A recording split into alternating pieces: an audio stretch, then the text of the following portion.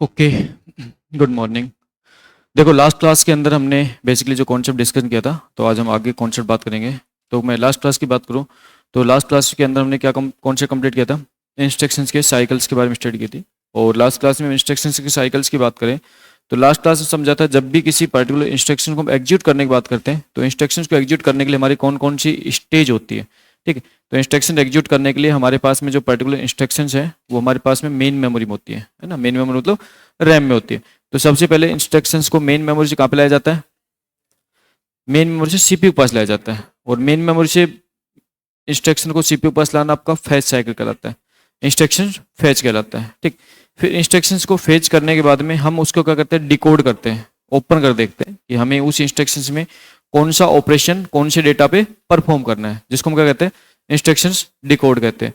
Instruction decode होने के बाद में हमें यह पता लग जाता है कि अब हमें कौन सा ऑपरेशन कौन से डेटा पर करना है। इसका मतलब हमें डेटा लोकेशन वगैरह पता लग जाता है। और डेटा लोकेशन वगैरह पता लगने के बाद में अब हम क्या करते हैं? डेटा अवेलेबल करवाते हैं। तो डेटा अवेलेबल करवाने को हम क्या कहते हैं? Operand fetch. ऑपरेंट फेच कहते हैं। ठीक, अच्छा, ऑपरेंट फेच होने के बाद में हम क्या करते हैं? हम जो भी ऑपरेशन उसे क्या करते हैं? परफॉर्म करते हैं। तो हम क्या करते हैं? एग्जीक्यूट करते हैं। ठीक, हम क्या करते हैं? एग्जीक्यूट करते हैं। और एग्जीक्यूट होने के बाद में हमारे जो रिजल्ट्स होते हैं उसे क्या करते हैं? हम स्टोर करते हैं। तो रिजल्ट्स को स्टोर करना ही आपका रिजल्ट स्टोर या राइट बैक कहलाते हैं, है ना। इस टाइप से हम हमारी पर्टिकुलर इंस्ट्रक्शंस क्या करते हैं?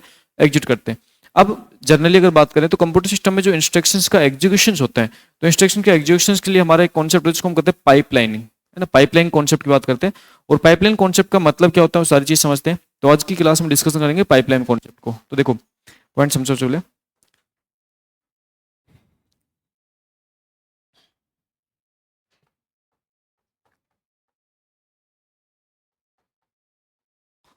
पाइपलाइन इन COA, कंप्यूटर ऑर्गेनाइजेशन आर्किटेक्चर में आपका पाइपलाइन क्या होता है, या फिर हम इसे कह सकते हैं पाइपलाइन इन इंस्ट्रक्शन साइकिल। ठीक, तो जब भी हम किसी पर्टिकुलर इंस्ट्रक्शंस को एग्जीक्यूट करने की बात करते हैं तो इंस्ट्रक्शंस की अगर हम स्टेज की बात करें कि हमारे पास कोई भी जो इंस्ट्रक्शंस होती हैं, अगर हम किसी भी इंस्ट्रक्शंस की स्टेज की बात करें,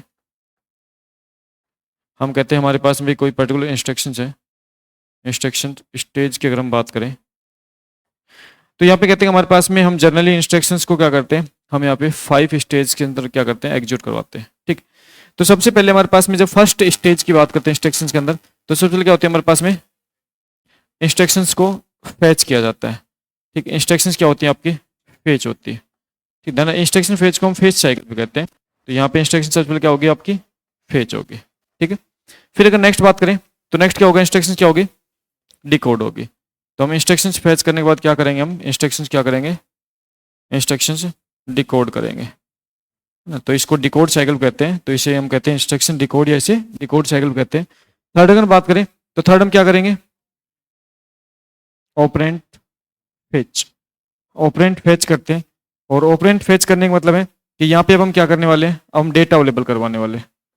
क्या करवाने वाले हैं? डेटा अवेलेबल करवाने वाले हैं उस पर्टिकुलर इंस्ट्रक्शंस के लिए। उस पर्टिकुलर इंस्ट्रक्शंस के लिए डेटा अवेलेबल करवाने वाले हैं। फिर हम क्या करेंगे? एग्जीक्यूट करेंगे। फिर हम क्या करेंगे?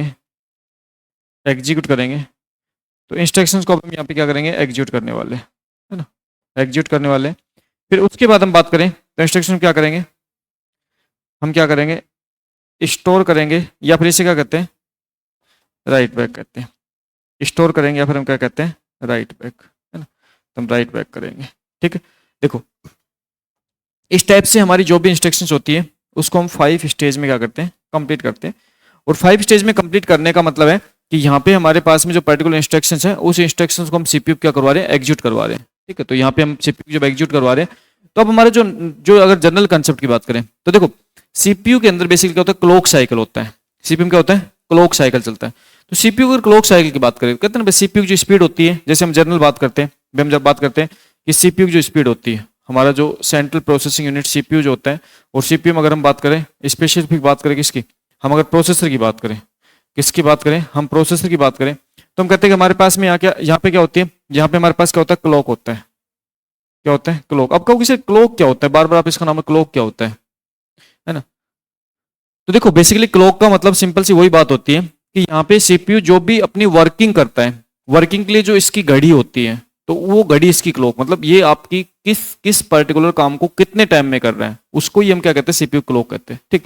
और सीपीयू की जब हम स्पीड को सीपीयू की जब हम स्पीड की मेजरमेंट की बात करते हैं, स्पीड मेजर बात करते हैं, तो स्पीड हम किस मापते हैं भाई, हर्ट्ज मापते हैं। और जनरल जैसे स्पीड आप कैसे होती है, गीगाहर्ट्ज होती है ना, मेगाहर्ट्ज होती है आपकी स्पीड। ठीक। तो हम कहते हैं भाई सीपीयू बेसिकली क्या करता है, जैसे हम कहते हैं भाई आपकी आपके मिलियन इंस्ट्रक्शंस पर सेकंड आपके एग्जीक्यूट कर सकता है। ठीक। और उसके बाद क्या, आपके आपके नैनो मतलब गिलियन इंस्ट्रक्शंस पर सेकंड पे आपके एग्जीक्यूट कर सकते हैं। तो हम कहते हैं भाई आपकी सीपीयू जो होता है वो आपके आपके अगर जैसे मिलियन की बात करें तो हम कहते हैं भाई 10⁻⁶ सेकंड है ना, 10⁻⁶ सेकंड, या हम कहते हैं 10⁻⁹ सेकंड। तो इतने इतने कम टाइम में आपकी इंस्ट्रक्शन क्या करता है, एग्जीक्यूट करवाता है। ठीक। तो यहाँ पे हम कहते हैं इतने कम टाइम में आपके इंस्ट्रक्शन एग्जीक्यूट करवाता है, तो हम कहते हैं भाई लगभग सीपीयू जो होता है वो आपका 1 नैनो सेकंड में इंस्ट्रक्शन आपका एग्जीक्यूट करवा देता है। सीपीयू की अगर बात करें तो 1 नैनो सेकंड आपका टाइम बहुत ज्यादा कम होता है ना, उतने टाइम में आपका सीपीयू क्या करते हैं, इंस्ट्रक्शन एग्जीक्यूट करता है। और सीपीयू अगर क्लॉक की बात करें तो देखना सीपीयू जो क्लॉक होता है वो कंटिन्यू चलता रहता है। सीपीयू क्लॉक होता है वो कंटिन्यू चलता रहता है, इसका मतलब इसकी जो घड़ी है ना वो कंटिन्यू चलती रहती है, और ये क्या करता है, ये अपना काम परफॉर्म करवाता रहता है। ठीक। तो यहाँ पे सीपीयू की जो क्लॉक साइकिल है वो क्या होती रहती है, चलती रहती है, और इस क्लॉक साइकिल के बेस पे सीपीयू के अंदर क्या होते हैं, इंस्ट्रक्शन का एग्जीक्यूशन होता रहता है। ठीक।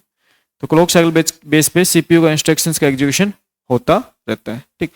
अब यहाँ पे पॉइंट आता है कि सीपीयू जब इंस्ट्रक्शंस एग्जीक्यूट करवाता है तो उस टाइम पे सीपीयू के पास में डेटा अवेलेबल होना चाहिए, इंस्ट्रक्शंस अवेलेबल होनी चाहिए, तभी वो अपना काम कर पाएगा, तभी वो इंस्ट्रक्शन को एग्जीक्यूट कर पाएगा। ठीक। अब हम करते क्या है कि यहाँ पे इंस्ट्रक्शंस का एग्जीक्यूशन के लिए बेसिकली हम क्या करते हैं, 2 मैनर्स में काम करते हैं। 2 मैनर्स की बात करते हैं, कहते हैं एक तो हम करते हैं नॉन पाइपलाइन ऑर्डर और एक करते हैं पाइपलाइन ऑर्डर। ठीक। तो जैसे एक छोटा सा प्रोसेस समझते हैं, जैसे छोटा सा प्रोसेस का एग्जांपल लेते हैं, जैसे मान के चलो कि आप कॉलेज में एडमिशन लेने गए, जैसे एक छोटा सा एग्जांपल लेते हैं, जैसे मान चलो आपने क्या किया, आप कॉलेज में एडमिशन लेने गए, कॉलेज में क्या लेना है आपको, एडमिशन लेना है। ठीक। सपोज करो आपने 12th पास किया और आप बीटेक करना चाहते हो, इंजीनियर बनना चाहते हो, आप कॉलेज में एडमिशन लेने गए। ठीक। अब जैसे मान चलो कॉलेज में एडमिशन जब लेने जाते हो तो सपोज करो कोई, जैसे सपोज करो ये आप हो और आप क्या कर रहे हो, कॉलेज में एडमिशन लेने जाते हो। ठीक। तो सबसे पहले आप कॉलेज में एडमिशन लेने के लिए मान के चलो सबसे पहले आप किसके पास गए, आप एडमिशन डिपार्टमेंट पास गए। आप किसके पास गए, आप एडमिशन डिपार्टमेंट पास गए। एडमिशन डिपार्टमेंट जाके आपने क्या किया, वहां से आपने क्या किया, फॉर्म वगैरह यहाँ पे फिल किया। ठीक है। तो यहाँ पे अगर बात करें तो यहाँ पे अगर आपने क्या किया, आपने फॉर्म वगैरह फिल किया यहाँ पे, और फॉर्म वगैरह फिल करके जो भी आपकी इंक्वायरी थी सारी इंक्वायरी कंप्लीट करके, और यहाँ से उसके बाद आप क्या करके कि यहाँ से आप नेक्स्ट जो बात करेंगे तो नेक्स्ट आप कहाँ पहुंच गए, आप फाइनेंस डिपार्टमेंट पास पहुंच गए। किसके पास, फाइनेंस डिपार्टमेंट पास पहुंच गए। फाइनेंस डिपार्टमेंट में आपने क्या किया, आपने अपनी फीस सबमिट की होगी भाई, तो फाइनेंस डिपार्टमेंट पास आपने पहुंच के क्या किया, अपनी फीस सबमिट की। ठीक। फिर जिस पर्टिकुलर देखो, फिर पर्टिकुलर आपका जो कंसर्न डिपार्टमेंट है ना, उस कंसर्न डिपार्टमेंट में आपने क्या किया, रिपोर्ट किया। तो यहाँ पे मान के चलो कि आपने जिस पर्टिकुलर डिपार्टमेंट में आपने एडमिशन लिया है उस डिपार्टमेंट में आपने क्या किया, आपने रिपोर्ट किया। जैसे मान चलो आपने सीएस डिपार्टमेंट में एडमिशन लिया है तो आपने जाके क्या किया, वहाँ पे रिपोर्ट किया। ठीक। और उसके बाद में आप क्या हो गए, आप कॉलेज से आउट हो गए, है ना, आपने अपना एडमिशन कंप्लीट कर कॉलेज से क्या हो गए, यहाँ पे आउट हो गए, कॉलेज से आउट हो गए। यहाँ पे आप कॉलेज में क्या हुए थे, इन हुए थे। ठीक। अब यहाँ पे आपके पास में देखो, यहाँ पे आपके पास में 2 तरीके हैं। यहाँ पे हमारे पास सिस्टम ये है कि जब भी आप किसी कॉलेज में एडमिशन लेने जा रहे हो तो सबसे पहले क्या किया गया कि आपको एडमिशन के लिए आपको एडमिशन डिपार्टमेंट पे भेजा गया। एडमिशन डिपार्टमेंट के अंदर आपने इंक्वायरी वगैरह की, और जैसे आपकी इंक्वायरी कंप्लीट हुई, इंक्वायरी कंप्लीट होने के बाद में आपने क्या किया, आपने एडमिशन कंफर्मेशन ले लिया, ऐसे कि एडमिशन मुझे करवाना है, तो आप फाइनेंस डिपार्टमेंट पास जाके आप फीस सबमिट करवा के आगे, और उसके बाद डिपार्टमेंट जो भी आपका डिपार्टमेंट अलॉट हो वहाँ पे जाके आप रिपोर्ट करके आ गए, फिर आप कॉलेज से आउट हो गए। तो ये बेसिकली क्या है, आपका साइकिल है जिसके थ्रू आप क्या कर रहे हो, कॉलेज में एडमिशन ले रहे हो। ठीक। अब पॉइंट ये आता है कि मान के चलो इस साइकिल को इस टाइप से मैनेज किया गया है कि भाई एक बार में सिर्फ एक ही स्टूडेंट क्या कर सके, एडमिशन प्रोसेस को कंप्लीट कर सके। तो इसका मतलब है कि सबसे पहले आप इन हुए और एडमिशन डिपार्टमेंट पास गए। एडमिशन डिपार्टमेंट पास जाने के बाद में जैसे ही आप एडमिशन डिपार्टमेंट से फ्री होके और आप कहाँ पहुंचे, फाइनेंस डिपार्टमेंट पास। एडमिशन डिपार्टमेंट से फ्री होकर जैसे आप फाइनेंस डिपार्टमेंट पास पहुंचते हो तो एडमिशन डिपार्टमेंट के जो एम्प्लॉय हैं वो क्या है, फ्री हो गए। वो क्या हो गए, फ्री हो गए। तो भाई देखो, मान के चलो कि आपने क्या कर रखा है, आपने ये सिस्टम कर रखा है कि एक स्टूडेंट जब तक कंप्लीटली फ्री नहीं हो जाता तब तक आप दूसरे स्टूडेंट को यहाँ पे क्या नहीं कर रहे, अलाउ नहीं कर रहे। तो सबसे पहले आप एडमिशन गए, फिर फाइनेंस चले गए, फाइनेंस से फ्री होने के बाद आप कहाँ चले गए, डिपार्टमेंट रिपोर्ट करने, तो डिपार्टमेंट रिपोर्ट करने गए तो उस टाइम पे फाइनेंस डिपार्टमेंट एडमिशन डिपार्टमेंट का एम्प्लॉय क्या है, फ्री है। उसके बाद में आप क्या हुआ, आउट है, फिर एक नया स्टूडेंट क्या हुआ, एंटर हुआ। तो ना ये जो प्रोसेस है, इस प्रोसेस को अगर हम दूसरे प्रोसेस से कंपेयर करें, इस प्रोसेस को अगर हम दूसरे प्रोसेस से कंपेयर करें, कैसे प्रोसेस है, मान चलो कोई स्टूडेंट्स इन होते हैं, एडमिशन डिपार्टमेंट पर जाते हैं, जैसे वो एडमिशन डिपार्टमेंट को लीव करके, मतलब एडमिशन डिपार्टमेंट को छोड़ के और वो फाइनेंस डिपार्टमेंट पास पहुंचता है, तो क्या एडमिशन डिपार्टमेंट पास हम दूसरे स्टूडेंट भेज दें, भेजना चाहिए ना। जिससे क्या होगा, जिससे वहां पे जो एम्प्लॉय मौजूद है, वहां पे जो एम्प्लॉय मौजूद है, उन एम्प्लॉय की अगर हम वर्किंग की बात करें तो उन एम्प्लॉय के अंदर जो हम इफिशियंसी की बात करते हैं, जो थ्रूपुट्स की बात करते हैं, वो उनका इफिशियंसी थ्रूपुट क्या होगा, बढ़ जाएगा। क्या हो जाएगा, बढ़ जाएगा। जैसे मान के चलो कि यहाँ पे सपोज करो एक स्टूडेंट्स को कंप्लीट एडमिशन प्रोसेस कंप्लीट करवाने में 10 मिनट का टाइम लग रहा है। कितना मिनट का टाइम लग रहा है, 10 मिनट का। तो अगर हम नॉर्मली बात करें, अगर हम नॉर्मली बात करें कि यहाँ पे हमारे पास में, जैसे हम कह रहे हैं कि हमारे पास में यहाँ पे भाई, अगर हम जनरल बात करें कि भाई सबसे पहले हम बात करें कि सिर्फ एक बार में एक स्टूडेंट अलाउ किया जाएगा इस पूरे साइकिल में, तो एक घंटे में कितने एडमिशन होंगे, एक घंटे में कितने एडमिशन होंगे, कितने एडमिशन होंगे, 6 एडमिशन होंगे। अगर हम नॉर्मल बात करते हैं, एक घंटे में कितने एडमिशन होंगे, 6 एडमिशन होंगे। अब सपोज करो दूसरी बात करते हैं, दूसरी बात ये करते हैं कि यहाँ पे मान के चलो कि हम इसको इस टाइप से मैनेज करते हैं कि भाई आपके पास में जो स्टूडेंट्स हैं वो आपके एंटर होने के बाद में, जैसे स्टूडेंट्स किसी एक पर्टिकुलर डिपार्टमेंट को छोड़ के दूसरे पे जाएगा तो वहां पे दूसरा स्टूडेंट आ सकता है। अब एक घंटे में कितने एडमिशन हो जाएंगे, कितने ज्यादा, कितने नंबर बताओ, अब कितने हो जाएंगे, कितने हो जाएंगे, सोचो कितने हो जाएंगे, एक घंटे में कितने एडमिशन हो जाएंगे। तो यहाँ पे एक घंटे में एडमिशन निकालने के लिए आपको ये पता होना चाहिए यहाँ पे टाइम कितना लग रहा है ना, यहाँ पे हर एक स्टेज पे टाइम कितना लग रहा है उसके अकॉर्डिंग आप बता सकते हो। चलो कोई दिक्कत नहीं, यहाँ पे समझेंगे, इस क्वेश्चन को भी समझेंगे, लेकिन इसको समझने के लिए किस पे आते हैं हम, इंस्ट्रक्शन साइकिल पे आते हैं। किस पे आते हैं, इंस्ट्रक्शन साइकिल पे आते हैं। तो देखो अब यहाँ पॉइंट आता है कि यहाँ पे हम सबसे पहले जो इंस्ट्रक्शन का एग्जीक्यूशन करवा रहे हैं ना, इंस्ट्रक्शन का एग्जीक्यूशन हम विदाउट पाइपलाइन करवा रहे हैं, बिना पाइपलाइन में इंस्ट्रक्शन का एग्जीक्यूशन करवा रहे हैं, और उसके बाद हम क्या करवा रहे हैं, पाइपलाइन मैनर से इंस्ट्रक्शन का एग्जीक्यूशन करवा रहे हैं। ठीक, जैसे अगर पाइपलाइन की बात करें तो जैसे पाइपलाइन का मतलब यहाँ पे होता क्या है, जैसे आप सिंपली अगर पाइपलाइन की बात करो तो पाइपलाइन का मतलब क्या होता है, जैसे पाइपलाइन का मतलब क्या होता है, देखो जैसे मैं कह रहा हूँ ये एक पाइपलाइन है, ये क्या है, एक पाइपलाइन है,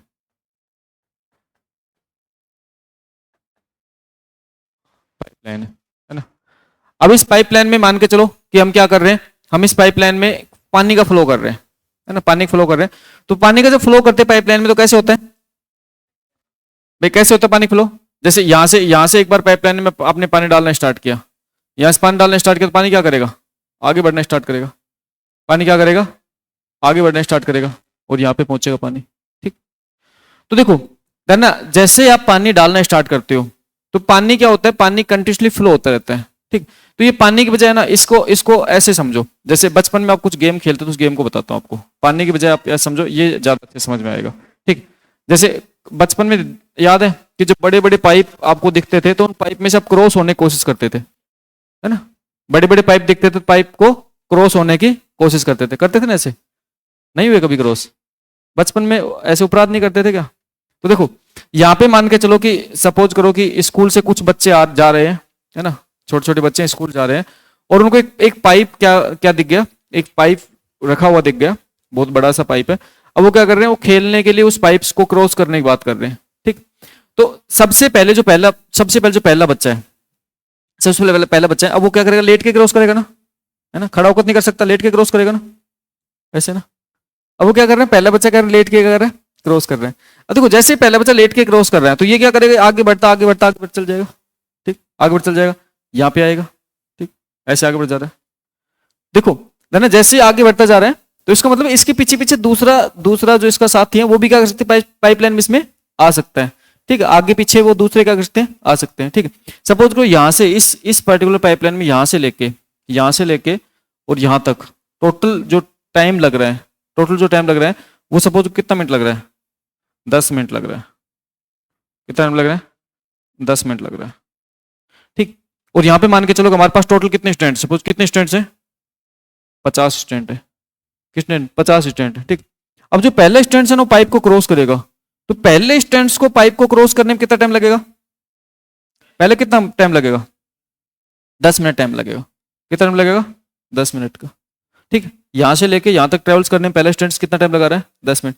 अब बाकी जो स्टैंड्स है ना वो सब इसके आगे पीछे है। वो सब क्या है? इसके आगे पीछे। बाकी सारे इसके साथ ही है, वो सब क्या है? आगे पीछे। वो सब क्या है? सब इसके आगे पीछे है ना। बाकी सारे साथी इसके आगे पीछे है, कोई छोटा है कोई बड़ा है ना, सारे साथी आगे पीछे। अब देखो ये क्या कर रहे हैं? सारे पाइप को क्या कर रहे हैं? क्रॉस कर रहे हैं। अब जो बाकी जो स्टैंड्स हैं, ये तो फर्स्ट स्टैंड्स हैं। देखिए तो फर्स्ट स्टैंड है, जिसको क्या कर रहे हैं? जिसको इतना टाइम लग रहा है, जिसको इतना टाइम लग रहा है। अब बाकी जो स्टैंड्स हैं उसको पाइपलाइन क्रॉस करने में कितना टाइम लगेगा? बाकी कितना टाइम लगेगा सबको?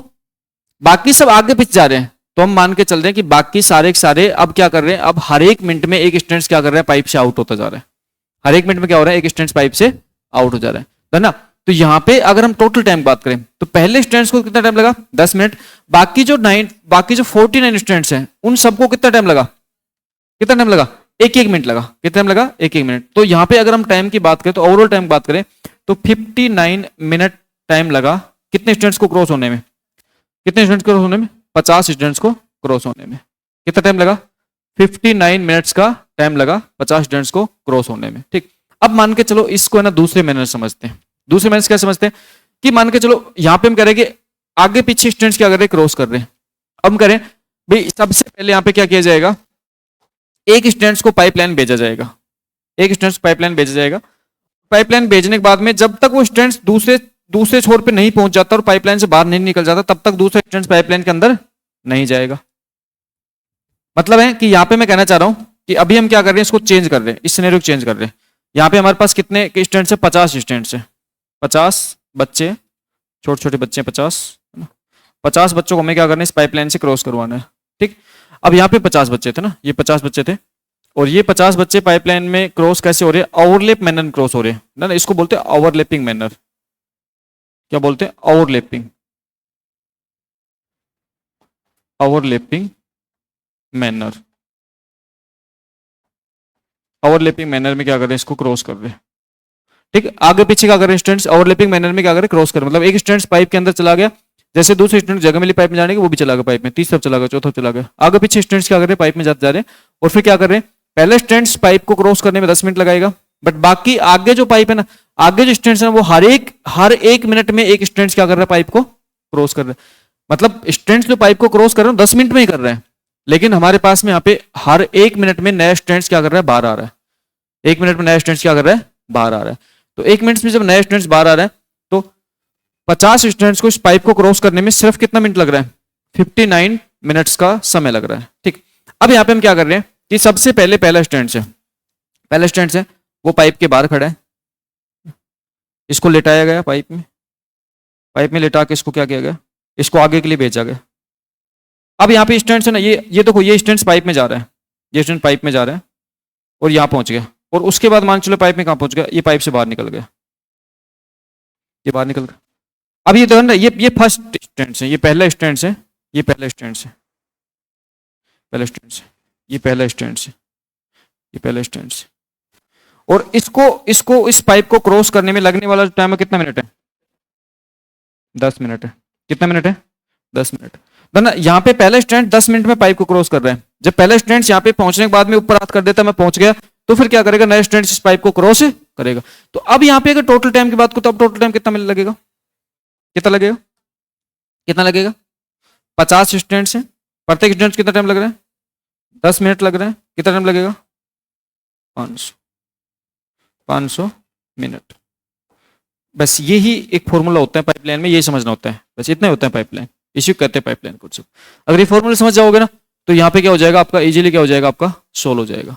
ठीक, ये फॉर्मूला समझते इजीली आपका क्वेश्चन सोल्व हो जाता है। देखो अब यहाँ पे आप कहोगे कि सर हर एक स्टूडेंट जब 1 मिनट में बाहर निकल रहे हैं तो टाइम 50 मिनट क्यों नहीं लगा? टाइम 59 मिनट क्यों लगा? समझ में आ गया ना क्यों लगा? क्योंकि भाई पहला स्टूडेंट जब इन हो रहा है तो पहले स्टूडेंट्स को टाइम कितना लग रहा है? 10 मिनट लग रहा है। देखो हर एक स्टूडेंट को टाइम 10 मिनट ही लग रहा है, लेकिन एक्चुअल में क्या स्टूडेंट आगे पीछे जा रहे हैं, तो आगे पीछे जा रहे हैं ना, तो हर एक मिनट में एक नया स्टूडेंट पाइपलाइन से बाहर आ रहा है। उधर ना जहाँ पे बेसिकली क्या होता है, इसी टाइप से हमारे कंप्यूटर सिस्टम में टास्क परफॉर्म करवाते हैं। कंप्यूटर सिस्टम में यही काम होता है। जैसे मान चलो कंप्यूटर सिस्टम में किसी पर्टिकुलर एक इंस्ट्रक्शन को एग्जीक्यूट करवाना है, तो उस पर्टिकुलर इंस्ट्रक्शन के अंदर कितनी कितनी टोटल स्टेज है? 5 स्टेज है। मतलब एक इंस्ट्रक्शन को एग्जीक्यूट करवाने के लिए हमें 5 स्टेज को कंप्लीट करना है। तो हमारे पास एक तो काम ये कि सबसे पहले हम क्या करें, एक इंस्ट्रक्शंस को कंप्यूटर सिस्टम्स को प्रोवाइड करें, सीपीयू को दे। अब सीपीयू का करे वो एक ही इंस्ट्रक्शंस को क्या करे, कंप्लीट करवाए। जैसे वो एक इंस्ट्रक्शंस कंप्लीट हो जाए, एक इंस्ट्रक्शंस कंप्लीट होने का मतलब है उस पर्टिकुलर इंस्ट्रक्शंस की सारी 5 की 5 स्टेज को कंप्लीट करवाना। जब उसकी 5 स्टेज कंप्लीट हो जाए तो फिर नए इंस्ट्रक्शंस को हम क्या करें, सीपीयू को हैंड ओवर करें। किसके लिए? इंस्ट्रक्शंस को एग्जीक्यूट करने के लिए। देखो इस टाइप से अगर आप काम करते हो तो इसमें क्या होता है, इसमें आपका जो इफिशियंसी होती है सीपीयू की, जो थ्रूपुट्स होता है वो क्या होता है, डाउन आ जाता है। जैसे इस पर्टिकुलर कॉन्सेप्ट में हो रहा है।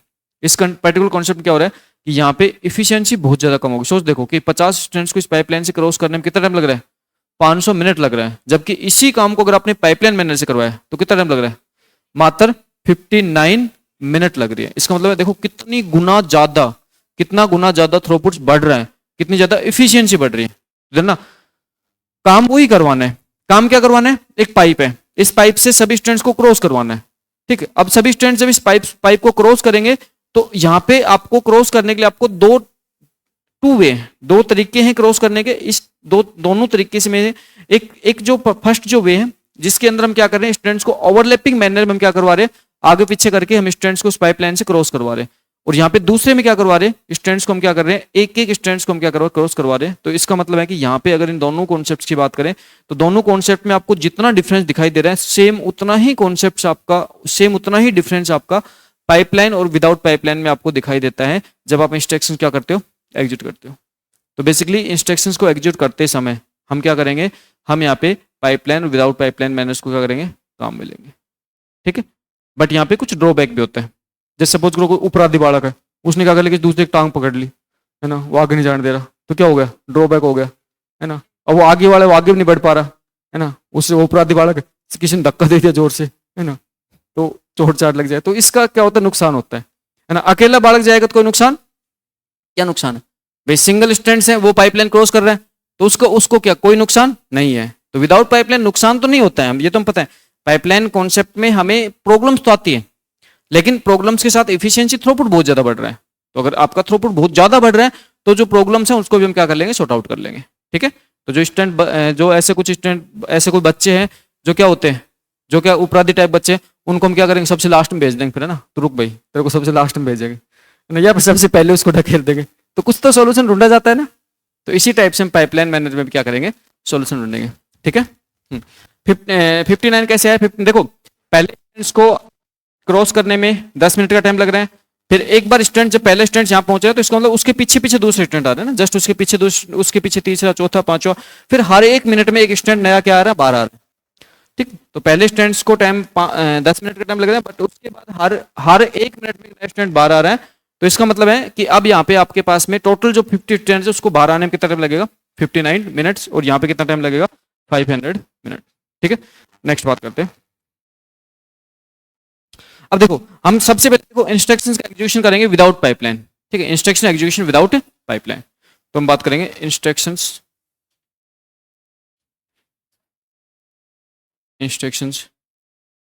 Execution instruction execution without pipeline concept. यहाँ पे इंस्ट्रक्शन का जो एग्जीक्यूशन हो रहा है वो कैसे हो रहा है, वो विदाउट पाइपलाइन कॉन्सेप्ट की सहायता से हो रहा है। मतलब अब हम क्या करेंगे, अभी हम पाइपलाइन कॉन्सेप्ट को काम में नहीं ले रहे, बिना पाइपलाइन कॉन्सेप्ट काम में लेके कर रहे हैं, इंस्ट्रक्शन का हम एग्जीक्यूशन करते हैं। ठीक, अब देखो जब विदाउट पाइपलाइन इंस्ट्रक्शन एग्जीक्यूशन करते हैं तो उस टाइम पे कैसे काम होता है, पाइपलाइन साथ कैसे काम होता है उसकी बात करते हैं। ठीक, एक बार मैं इसको एक बार ड्रॉ कर देता हूं, उसके बाद में आप लोग भी आराम ड्रॉ कर लेना।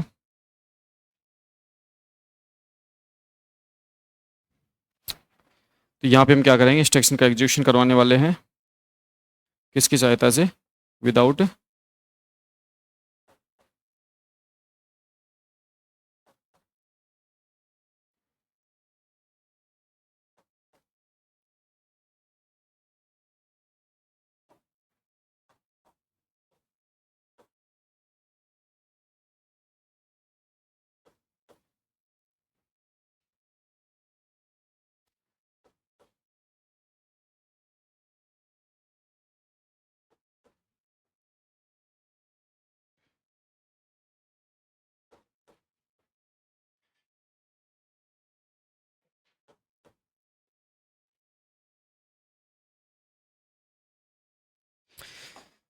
इंस्ट्रक्शन एग्जीक्यूशन की बात करेंगे हम यहाँ पे।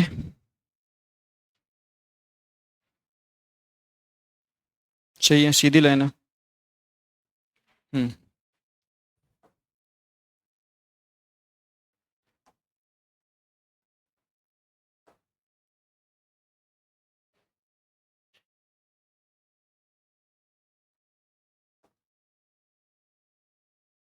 कॉपी क्यों नहीं हो रही? इससे दूसरा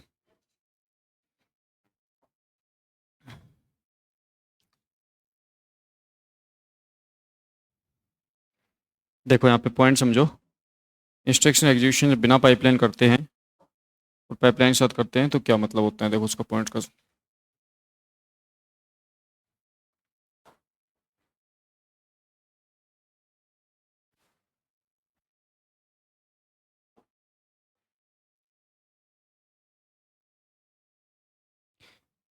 देखो,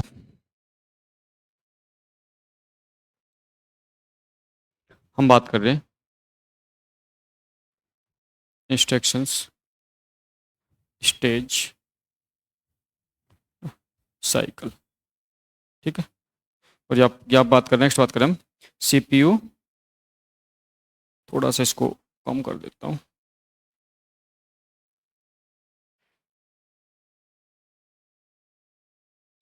नेक्स्ट बात करें हम क्या कर रहे हैं, CPU clock cycle. Clock cycle, ठीक है, ओके।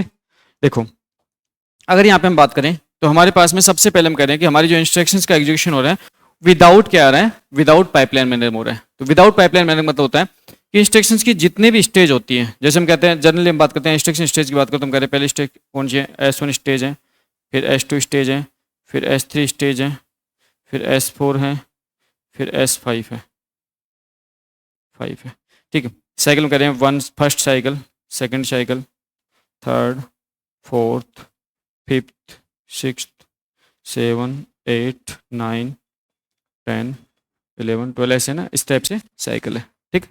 अब देखो, हम यहाँ पे करेंगे पहली इंस्ट्रक्शन हमारे किस में आई, पहले इंस्ट्रक्शन हमारे सीपीयू के पास आई, ठीक। तो पहले इंस्ट्रक्शन सीपीयू के पास आती है, तो सबसे पहले सीपीयू ने क्या किया, इंस्ट्रक्शन क्या किया, फैच किया। सबसे पहले इंस्ट्रक्शन क्या किया गया, फैच किया गया। जब इंस्ट्रक्शन फैच हुआ तो उसके बाद नेक्स्ट जो देखो ध्यान, यहाँ पे हमारे पास क्या कर रहा है, सीपीयू आगे साइकिल पे बढ़ता जा रहा है। सीपीयू जो क्लॉक साइकिल होती है ना, आगे बढ़ती चल जाती है, ठीक। तो यहाँ पे फर्स्ट क्लॉक साइकिल पे, मतलब पहले क्लॉक साइकिल सीपीयू ने इंस्ट्रक्शन फैच कर लिया, अगली क्लॉक साइकिल पे इंस्ट्रक्शन क्या किया, डिकोड किया। तो इंस्ट्रक्शन क्या होगी, डिकोड होगी, क्या होगी, डिकोड, ठीक है। फिर देखो अगली अगली क्लॉक साइकिल पे क्या किया, ऑपरेंड फैच। फिर अगली क्लॉक साइकिल क्या किया, एग्जीक्यूट। फिर अगली क्लॉक साइकिल क्या किया, राइट बैक। और यहां पे हमारी क्या हो चुकी, पहली इंस्ट्रक्शन क्या हो चुकी, कंप्लीट हो चुकी। पहली इंस्ट्रक्शन क्या हो चुकी, कंप्लीट हो चुकी। फर्स्ट इंस्ट्रक्शन क्या कर दिया हमने, कंप्लीट कर दिया, ठीक। अब हम कैसे पढ़ रहे हैं, विदाउट पाइपलाइन मैनर पढ़ रहे हैं। तो इसका मतलब है कि पहली इंस्ट्रक्शंस का कंप्लीट एग्जीक्यूशन होने के बाद में नई इंस्ट्रक्शन क्या किया जाएगा, सीपीयू के पास एग्जीक्यूट करने के लिए भेजा जाएगा, ठीक है। तो अब देखो, अब यहाँ पे हम कह रहे हैं हमारे पास में नई इंस्ट्रक्शन की बात करें तो नई इंस्ट्रक्शंस कहाँ पे आई, यहाँ पे इंस्ट्रक्शंस क्या किया गया, फैच। फिर उसके बाद क्या किया, इंस्ट्रक्शन क्या किया गया, डिकोड किया गया। फिर क्या किया, देखो इंस्ट्रक्शन डिकोड, फिर क्या किया गया, ऑपरेंट फैच। फिर क्या किया गया, एग्जीक्यूट। फिर क्या किया गया, राइट बैक, राइट बैक। अब उसके बाद देखो यहाँ इस पर्टिकुलर स्टेप पे क्या हुआ, इंस्ट्रक्शन क्या हुई, कंप्लीट हुई, ठीक। अच्छा, उसके बाद नेक्स्ट क्या हुई, इंस्ट्रक्शन क्या हुई, फैच। फिर आगे साइकिल स्टेप्स क्या रहेगा, चलता रहेगा, आगे साइकिल स्टेप से चलता रहेगा। तो देखो, अगर यहाँ पे हम बात करें, यहाँ पे अगर हम एग्जीक्यूशन की बात करें तो यहाँ पे हमारा जो एग्जीक्यूशन हो रहा है वो किस मैनर में हो रहा है, विदाउट पाइपलाइन हो रहा है।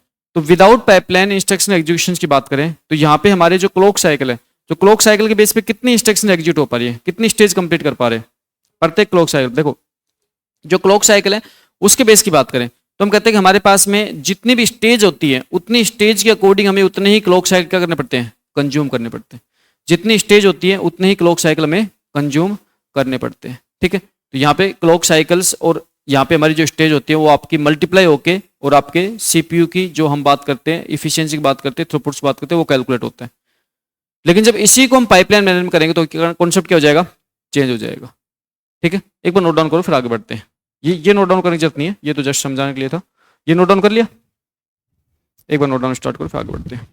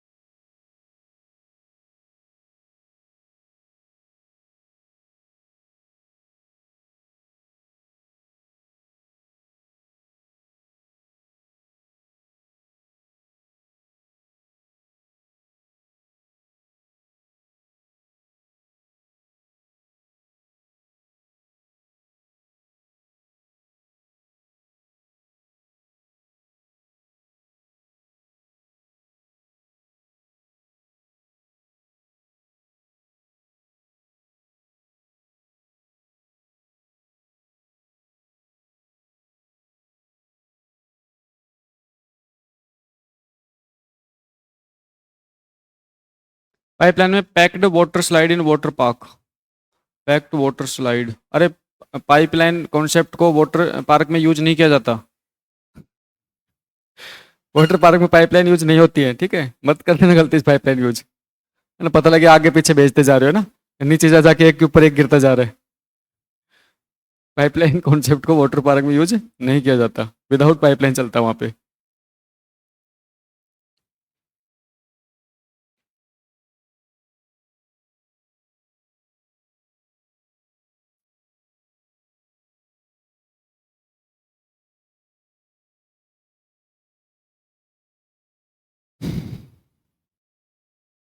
जो आपके ईएमआरएस के जितने भी सब्जेक्ट्स आपके हैं सभी आपको लाइव प्लस रिकॉर्डेड दोनों मोड मिलेंगे। आपको लाइव सब्जेक्ट मिल रहे हैं, रिकॉर्डेड आपको ऑलरेडी अवेलेबल करवा दिए गए हैं।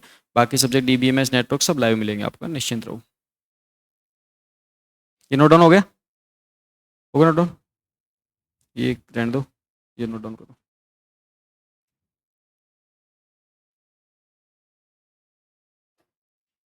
देखो यहाँ पे अगर बात करें हम, जैसे अगर मैं यहाँ पे क्लॉक साइकिल की बात करें,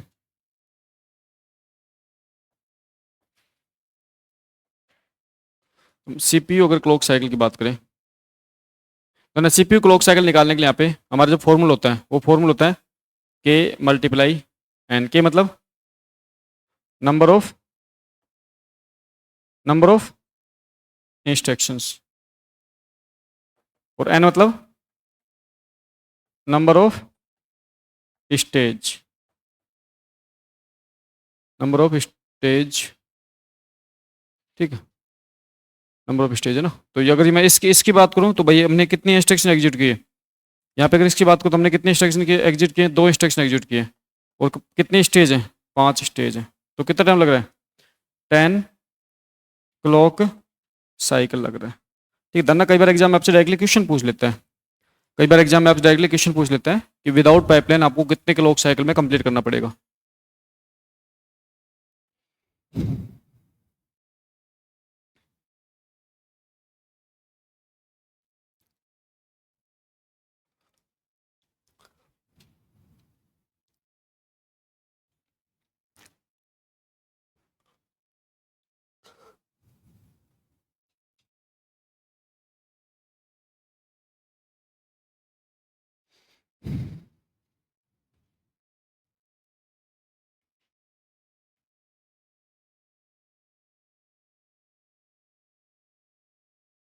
आज आज एमएस ऑफिस का टेस्ट सुबह से हुआ था ना, 7 से 8, सबने दिया था,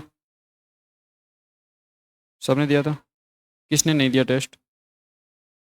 तुम तुम्हारे मेहमान हो, तुम्हें तो खाना खिलाया जाएगा, तुम्हारे लिए स्पेशल खाना बन रहा है। हैं?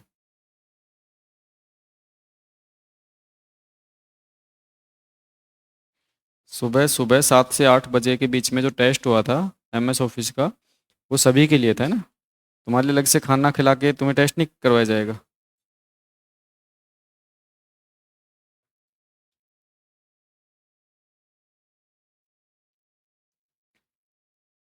आज के दिन मैं ही मानता हूँ सबसे अच्छा मोटिवेशन पता है क्या होता है? सबसे अच्छा मोटिवेशन होता है कि पेरेंट्स को क्या करना चाहिए, स्टूडेंट्स को एक महीने मजदूरी भेजना चाहिए, है ना। और उसके बाद उनको ऑप्शन दिया जाना चाहिए, अब बताओ भाई मजदूरी करोगे या पढ़ाई करोगे? उससे अच्छा मोटिवेशन हो ही नहीं सकता। एक महीने सुबह सुबह वो जो ना पराती फावली क्या क्या होती है ना, तबले तुबले ले लू के और भेज दो मजदूरी पे। और रोज बोलो कि शाम को रोज 400 रुपये कमा के लेके आना है ना। तो वो जो आपकी कंडीशन होने वाली है, उसके बाद जो आप मोटिवेशन मोटिवेशन मिलने वाला है, वो जिंदगी में ऐसा मोटिवेशन मिलेगा रात को आपको नींद नहीं आएगी फिर। सबसे आसान काम जिंदगी में पता है क्या होता है? पढ़ाई करना। सबसे आसान काम होता है जिंदगी में पढ़ाई करना, और जिसको हम सबसे हार्ड काम मानते हैं।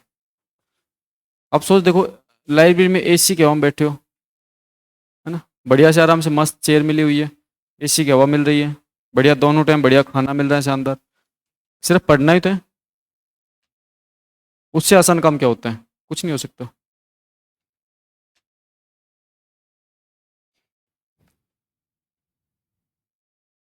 आप लोगों ने क्या स्ट्रगल देखा नहीं है, मैंने कुछ स्टूडेंट का स्ट्रगल रियल में देखा है। मैंने ऐसे स्टूडेंट का स्ट्रगल देखा है जिन्होंने लाइफ में, पता है, जैसे एक स्टूडेंट था जो सुबह सुबह क्या करता था, बोझ ढोता था, मतलब जो ट्रकों में से बोरियां उतरती है ना। एक जोधपुर में स्टूडेंट था, वो सुबह सुबह रोज 3 घंटे मंडी में जाके बोरी उतार के आता था, है ना। और उसको प्रत्येक बोरी उतारने के उसको 2 रुपए मिलते थे। और एक एक जो बोरा है उसके अंदर वजन था 50 किलो। 50 किलो का बोरा वो प्रत्येक दिन, वो कहता है सर मैं रोज पर डे 200 से 250 50 किलो के बोरे में ट्रक से अनलोड करवाता हूँ सुबह सुबह मॉर्निंग में। और उसके बाद में मैं नहा धो के और फिर मैं क्या करता हूँ, फिर अपनी पढ़ाई स्टार्ट करता हूँ। आप लोगों के स्ट्रगल सच में आप लोगों ने देखा नहीं स्ट्रगल्स। जब वो जो उस टाइप का स्ट्रगल देख लोगे लाइफ में, तो आपको फील होगा कि हम बहुत अच्छी लाइफ जी रहे हैं। और फिर भी अगर हम नहीं पढ़ रहे तो हम बिल्कुल निठल्ले निकम्मे जो भी हैं वो सब हम हैं। तो इसलिए जो भी आपके टेस्ट होते हैं वो टेस्ट आप सीरियस मोड में दिया करो, है ना। तो आपको लाइफ में जो जो भी आपको घर वालों ने जो चीज़ें दे रखी हैं उसका सही तरीके से फ़ायदा उठा के टेस्ट तो टाइम पे दे लिया करो। ये नोट डाउन हो गया? ठीक है। ये विदाउट पाइपलाइन है। ये कैसे है? विदाउट पाइपलाइन कॉन्सेप्ट है। और विदाउट पाइपलाइन कॉन्सेप्ट की अगर बात करें तो यहाँ पे हमारे पास में जो इंस्ट्रक्शन एग्जीक्यूशन हो रहा है वो हमारे पास में बेसिकली हो कैसे रहा है, यहाँ पे जो क्लॉक साइकिल कंज्यूम हो रही है वो क्लॉक साइकिल कंज्यूम हो रही है, number of instruction multiply number of stage in instructions. ठीक है। अब देखो, अब हम नेक्स्ट बात करते हैं, हम कहते हैं कि हमारे पास जो इंस्ट्रक्शन एग्जीक्यूशन है वो कैसा है? विद पाइपलाइन है। कैसा है? With pipeline. अब मुझे तो सिर्फ इसमें विद लिखना पड़ेगा और बाकी कुछ नहीं चेंज करना पड़ेगा, आप लोगों को दोबारा बनाना पड़ेगा। विद पाइपलाइन है। विद पाइपलाइन है। अब देखो पाइपलाइन के साथ इंस्ट्रक्शन के एग्जीक्यूशन की बात करें, पाइपलाइन के साथ अगर इंस्ट्रक्शन एग्जीक्यूशन की बात करें तो यहाँ पे हम कह रहे हैं कि हमारे पास में यहाँ पे जैसा उससे पहले कह रहे हैं इंस्ट्रक्शंस की जो स्टेज है, इंस्ट्रक्शन स्टेज मान के चलो हम कहते हैं कि हमारी ये कौन सी S1 स्टेज है, फिर S2 स्टेज है, S3 है, S4 है, S5 है, इस टाइप से। यहाँ पे साइकिल है, पहली दूसरी, ये क्लॉक साइकिल है, ये क्या आपकी क्लॉक साइकिल है।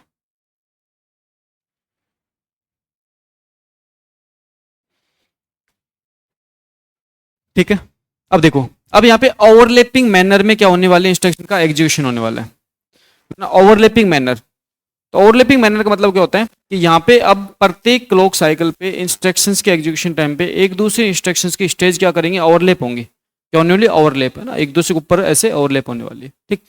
अब यहाँ पे ओवरलैप की बात करें तो सबसे पहले जो पहले इंस्ट्रक्शन है, सबसे पहले पहले जो इंस्ट्रक्शन है वो पहले इंस्ट्रक्शन सबसे पहले स्टेज पे क्या हो रही है? फैच हो रही है। पहली इंस्ट्रक्शन जैसे फैच होके अगले अगले स्टेज पे जाती है, जब पहले इंस्ट्रक्शन था ना, ये फर्स्ट इंस्ट्रक्शन स्टार्ट हो रही है, सॉरी पहले, हाँ पहले इंस्ट्रक्शन स्टार्ट हो रही है। पहले इंस्ट्रक्शन क्या हुई? फैच हुई। फैच होके जैसे ही अगली स्टेज पे जाती है, किसके लिए? डिकोड होने के लिए। डिकोड होने के लिए जाती है, तो उस टाइम पे अगली इंस्ट्रक्शन क्या कर दिया जाता है? फैच कर दिया जाता है। अब देना पहली इंस्ट्रक्शन डिकोड के बाद किस पे जाएगी? किस जाएगी? ऑपरेंट फैच जाएगी। और दूसरी स्टेज किस चल जाएगी? दूसरी इंस्ट्रक्शन था ना, ये दूसरी इंस्ट्रक्शन है, ये दूसरी इंस्ट्रक्शन है, ये किस पे जाएगी? इंस्ट्रक्शन डिकोड पे। मतलब जैसे ही दूसरी इंस्ट्रक्शन डिकोड पे गई, तीसरी इंस्ट्रक्शन क्या होगी? फैच होगी। तीसरी इंस्ट्रक्शन क्या होगी? तीसरी इंस्ट्रक्शन क्या होगी? फैच होगी। अब देखो पहली ना, हर एक इंस्ट्रक्शन आगे बढ़ती जा रही है, तो पहली इंस्ट्रक्शन किस पे पहुंच रही है? एग्जीक्यूट पे। दूसरी इंस्ट्रक्शन किस पे पहुंच रही है? ऑपरेंट फैच पे। तीसरी इंस्ट्रक्शन किस पे पहुंची है? Instruction decode. और चौथी इंस्ट्रक्शन क्या हो रही है? फैच हो रही है। क्या हो रही है? बस चार की बात कर लेते हैं, चार की बात कर लेते हैं। अब पहली पहली इंस्ट्रक्शन कहां पहुंच गई? राइट बैक पे। दूसरी कहां पहुंच गई? एग्जीक्यूट पे। दूसरी कहां पहुंच गई? एग्जीक्यूट पे। तीसरी कहां पहुंच गई? ऑपरेंट फैच पे। चौथी कहां पहुंच गई? इंस्ट्रक्शन डिकोड पे। पहली इंस्ट्रक्शन क्या हो गई? कंप्लीट ना, पहले इंस्ट्रक्शन कंप्लीट होके, और ये क्या हो चुके हैं? ये पाइपलाइन से बाहर निकल चुके हैं। पहले इंस्ट्रक्शन कंप्लीट, पाइपलाइन से बाहर, आउट। दूसरी इंस्ट्रक्शन क्या हो रही है? Right back, right back. तीसरी इंस्ट्रक्शन क्या हो रही है? तीसरी क्या हो रही है? एग्जीक्यूट। तीसरी क्या हो रही है? एग्जीक्यूट। और चौथी इंस्ट्रक्शन क्या हो रही है?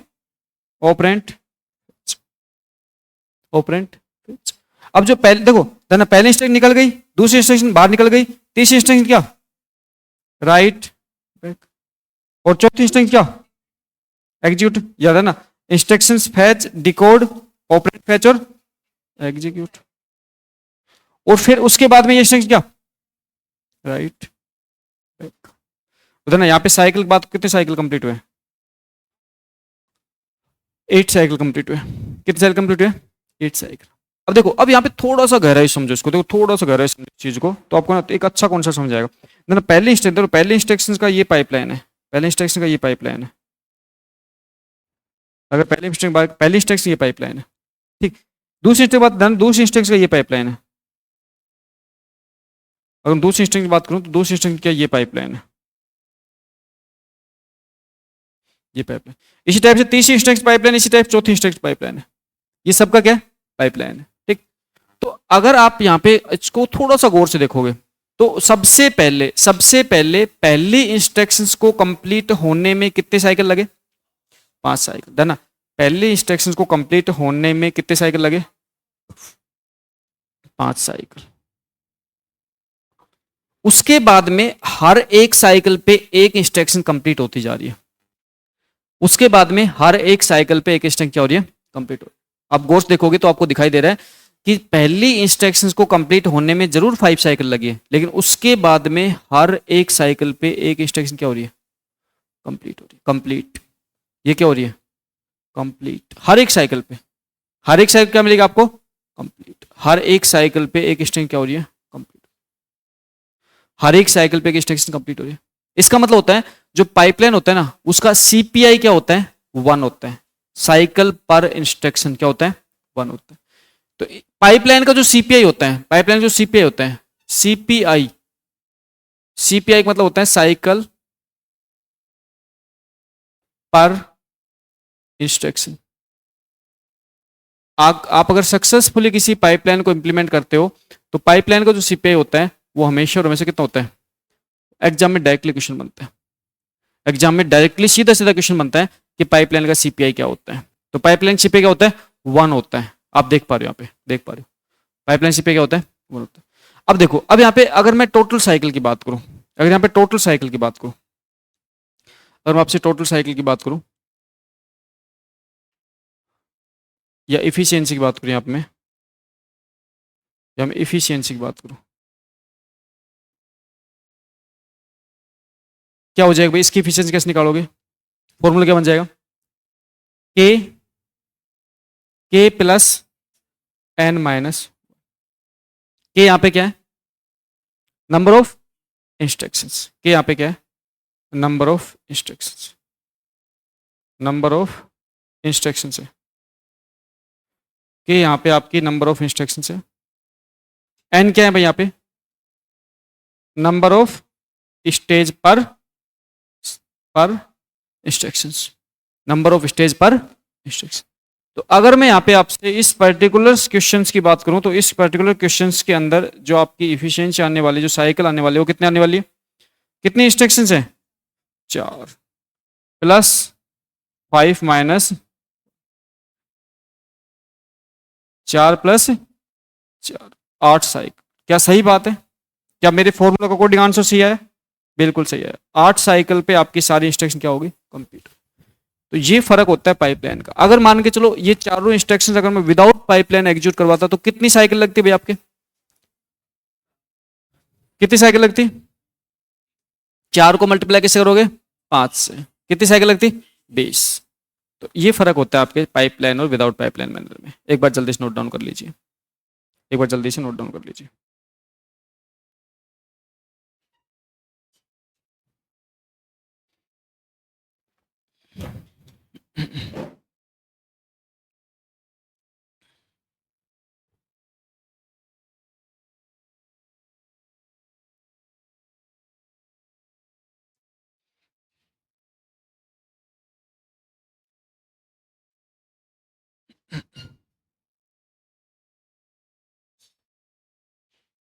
हो गया नोट डाउन? बनाना पड़ रहा है क्या आपको, फटाक से बनाओ जल्दी से। तो सक्सेसफुली पाइपलाइन इंप्लीमेंट करने के लिए आपका जो सीपीआई होता है वो हमेशा क्या होना चाहिए, 1 होना चाहिए, है ना। सक्सेसफुली पाइपलाइन इंप्लीमेंट उसी कहते हैं जिसका सीपीआई क्या होता है, 1 होता है।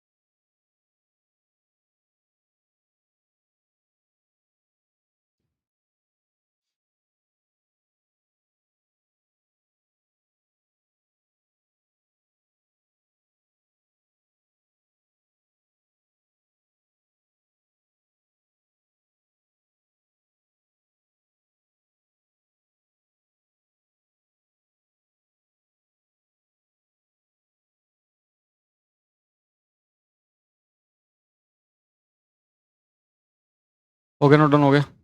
कुछ पॉइंट लिख लीजिए इस पे। देखो पहला पॉइंट लिख लीजिए, पाइपलाइन मैनर में, पाइपलाइन कॉन्सेप्ट में, पाइपलाइन कॉन्सेप्ट में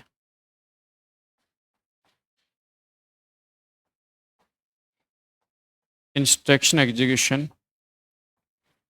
इंस्ट्रक्शन एग्जीक्यूशन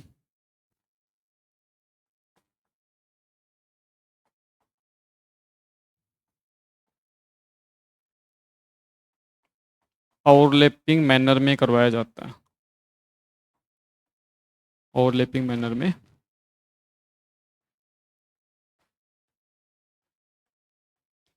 करवाया जाता है। ठीक है, तो in pipeline concept we execute instruction in overlapping manner.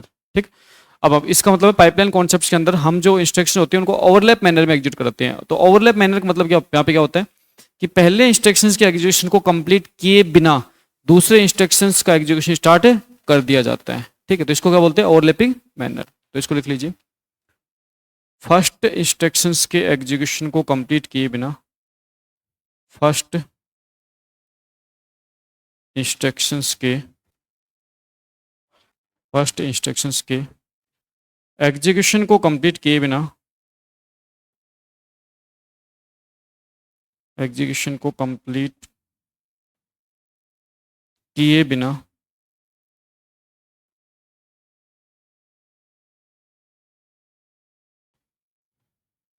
Second instructions,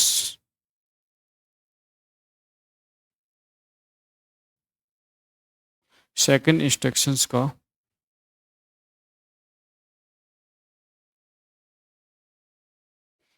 execution start कर दिया जाता है, एग्जीक्यूशन स्टार्ट कर दिया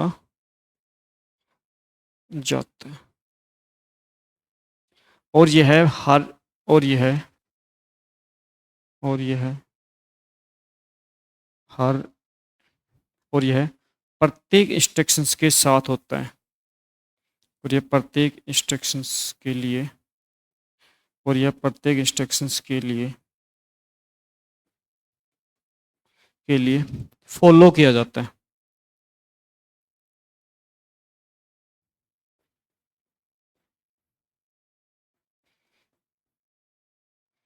इसका मतलब without, without finish first instruction execution we start second instruction execution and this follow in every instructions. ठीक, तो इसका मतलब है फर्स्ट इंस्ट्रक्शन के एग्जीक्यूशन को हम कंप्लीट किए बिना यहाँ पे सेकंड इंस्ट्रक्शन, थर्ड इंस्ट्रक्शंस को हम क्या करते हैं, उसका एग्जीक्यूशन स्टार्ट करवा देते हैं, और ये प्रत्येक इंस्ट्रक्शंस के लिए क्या किया जाता है, फॉलो किया जाता है। ठीक, इसको बोलते हैं पाइपलाइन मैनर में। पाइपलाइन मैनर से क्या होता है, सक्सेसफुल पाइपलाइन को इंप्लीमेंट करने के लिए,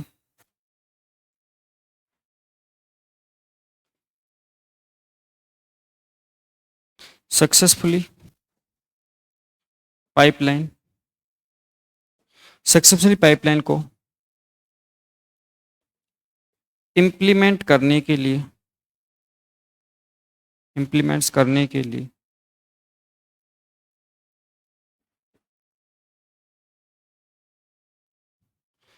सीपीआई, सीपीआई मतलब क्या होता है, साइकिल पर instructions,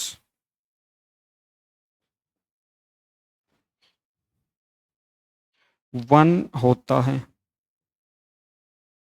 in successful pipeline, in successful pipeline we can implement CPI equal to one. CPI को हम क्या करते हैं, हमेशा वन रखते हैं सक्सेसफुल पाइपलाइन को इंप्लीमेंट करने के लिए। ठीक, नेक्स्ट पॉइंट लिखना है, पाइपलाइन कॉन्सेप्ट की सहायता से सीपीयू की परफॉर्मेंस इफिशियंसी को बढ़ाया जाता है। ठीक है, पाइपलाइन कॉन्सेप्ट की सहायता से,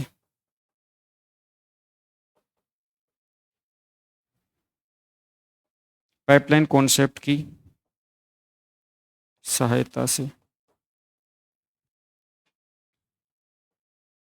सीपीयू की परफॉर्मेंस, परफॉर्मेंस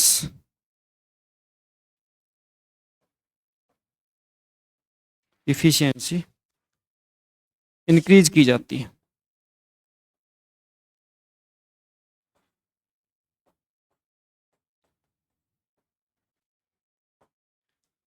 तो भाई सिंपल सी बात है, जब आप पाइपलाइन को सक्सेसफुल इंप्लीमेंट करते हो तो इससे सीपीयू की परफॉर्मेंस एफिशिएंसी क्या हो जाती है, इंक्रीज हो जाती है। ठीक है, इंक्रीज क्यों हो जाती है उसके लिए आपको रीजन मैंने बताया, उसके लिए आपको एग्जांपल लेके मैंने बताया। ठीक है भाई, डन। अब एक छोटा सा एग्जांपल, एक क्वेश्चन देख लेते हैं, न्यूमेरिकल क्वेश्चन देख लेते हैं, उसके बाद में नेक्स्ट मूव ऑन करते हैं। ठीक है, एक न्यूमेरिकल क्वेश्चन देखते हैं, फिर उसके बाद में नेक्स्ट कॉन्सेप्ट पे मूव ऑन करते हैं। ओके, न्यूमेरिकल क्वेश्चन आप नोट डाउन कर लीजिए साथ क्या।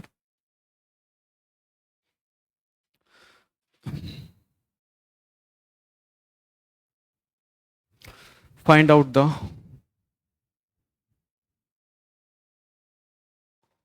find out CPU clock cycle in overlapping and without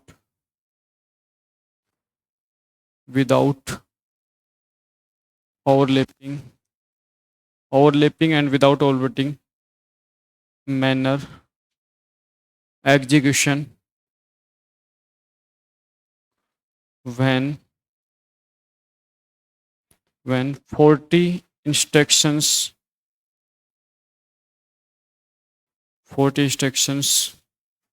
and 7 stage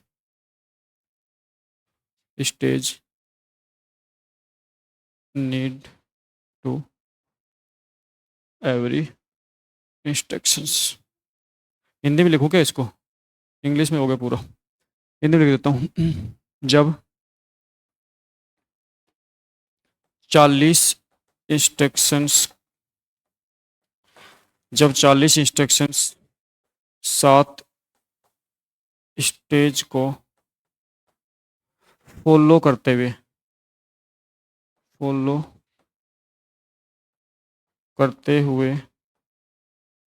overlapping और विदाउट ओवरलैपिंग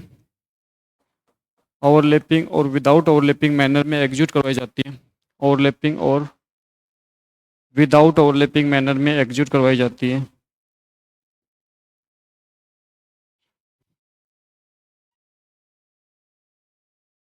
ओवरलैपिंग और विदाउट ओवरलैपिंग मैनर में एग्जीक्यूट करवाई जाती है। मैनर में एग्जीक्यूट करवाई जाती हैं तो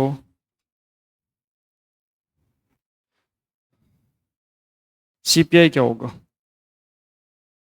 मतलब साइकिल, तो clock cycle, total clock cycle क्या होगा ना, टोटल क्लॉक साइकिल क्या होगा। ठीक है, ऑप्शन दे देता हूँ ना, वैसे निकाल दिया आपने। 40 7 बी में आपका हो जाएगा एक पहले तो क्या पूछे, पहले कैसे ओवरलैपिंग है ना, विदाउट एक और 40, फिर तीसरा देता हूँ आपको।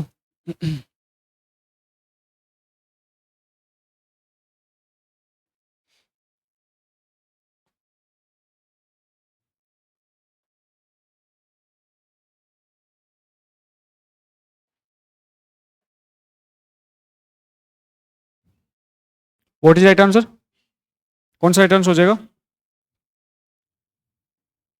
राइट आंसर क्या हो जाएगा इसका, D is the right answer. ठीक है, डी राइट आंसर हो जाएगा।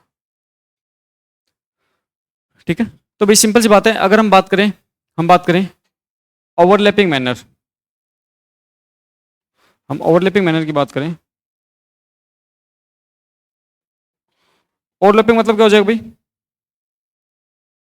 पाइपलाइन ना, ओवरलैपिंग मतलब पाइपलाइन कॉन्सेप्ट होता है ना।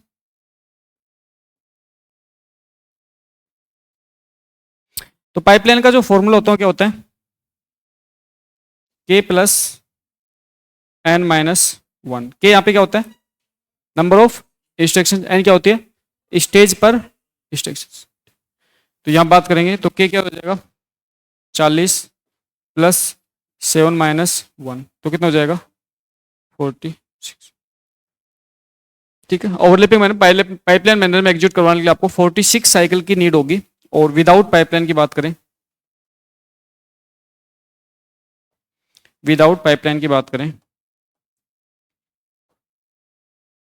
ठीक है। विदाउट पाइपलाइन मतलब क्या हो जाएगा? नॉन ओवरलैपिंग है ना, नॉन ओवरलैपिंग, नॉन ओवरलैपिंग, ठीक है। तो नॉन ओवरलैपिंग क्या हो जाएगा? के मल्टीप्लाई क्या, कितना हो जाएगा? 40 मल्टीप्लाई क्या, 280 साइकिल चाहिए आपको। कितनी साइकिल चाहिए? 280, ठीक। अब आप कहोगे सर जब सीपीआई 1 होता है, सीपीआई 1 होता है तो 40 इंस्ट्रक्शन को एग्जीक्यूट करने के लिए 40 साइकिल चाहिए, फिर 40 क्यों आ रहा है? जब सीपीआई 1 होता है, जब सीपीआई 1 होता है तो फिर 40 इंस्ट्रक्शन को एग्जीक्यूट करने के लिए 40 साइकिल चाहिए ना, तो 40 क्यों आ रहा है? फर्स्ट इंस्ट्रक्शन कितनी साइकिल चाहिए, कितनी साइकिल चाहिए? सेकंड को एक ना, यहाँ बेसिकली हो क्या रहा है, पहली इंस्ट्रक्शंस कंप्लीटली एग्जीक्यूट होने में 7 साइकिल पूरी ले रही है, लेकिन उसके बाद हर एक साइकिल पे नई एक इंस्ट्रक्शन को एग्जीक्यूशन कंप्लीट करवाया जा रहा है। हर एक साइकिल पे एक नई इंस्ट्रक्शन एग्जीक्यूशन क्या हो रहा है? कंप्लीट हो रहा है, ठीक। तो इससे हम कह सकते हैं कि यहाँ पे हमारे पास पाइपलाइन और विदाउट पाइपलाइन मैनर में इंस्ट्रक्शन एग्जीक्यूशन इस टाइप से होता है, ठीक। नोट डाउन कर लीजिए।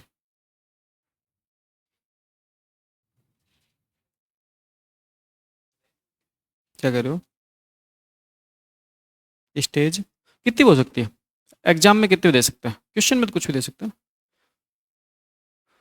स्टेज आपके एग्जाम में क्वेश्चन में कुछ भी दे सकता है, उस चीज़ से आप निश्चिंत रहो। यहाँ पे आपको क्वेश्चन के अकॉर्डिंग चलना होता है ना।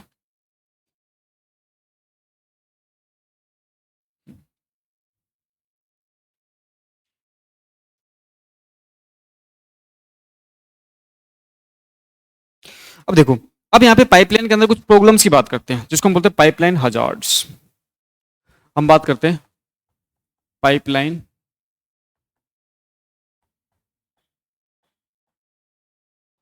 हजार्ड्स। इसका मतलब होता है problems in pipeline, problems in pipeline, problem in pipeline concept.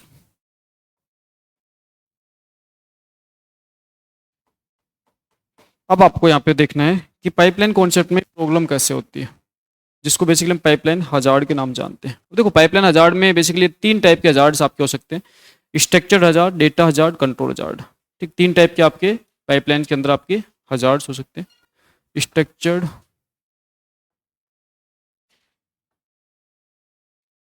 Structure hazard,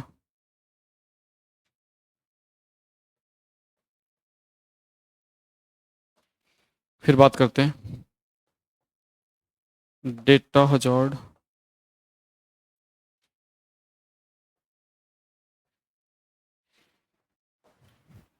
फिर बात करते हैं क्या, कंट्रोल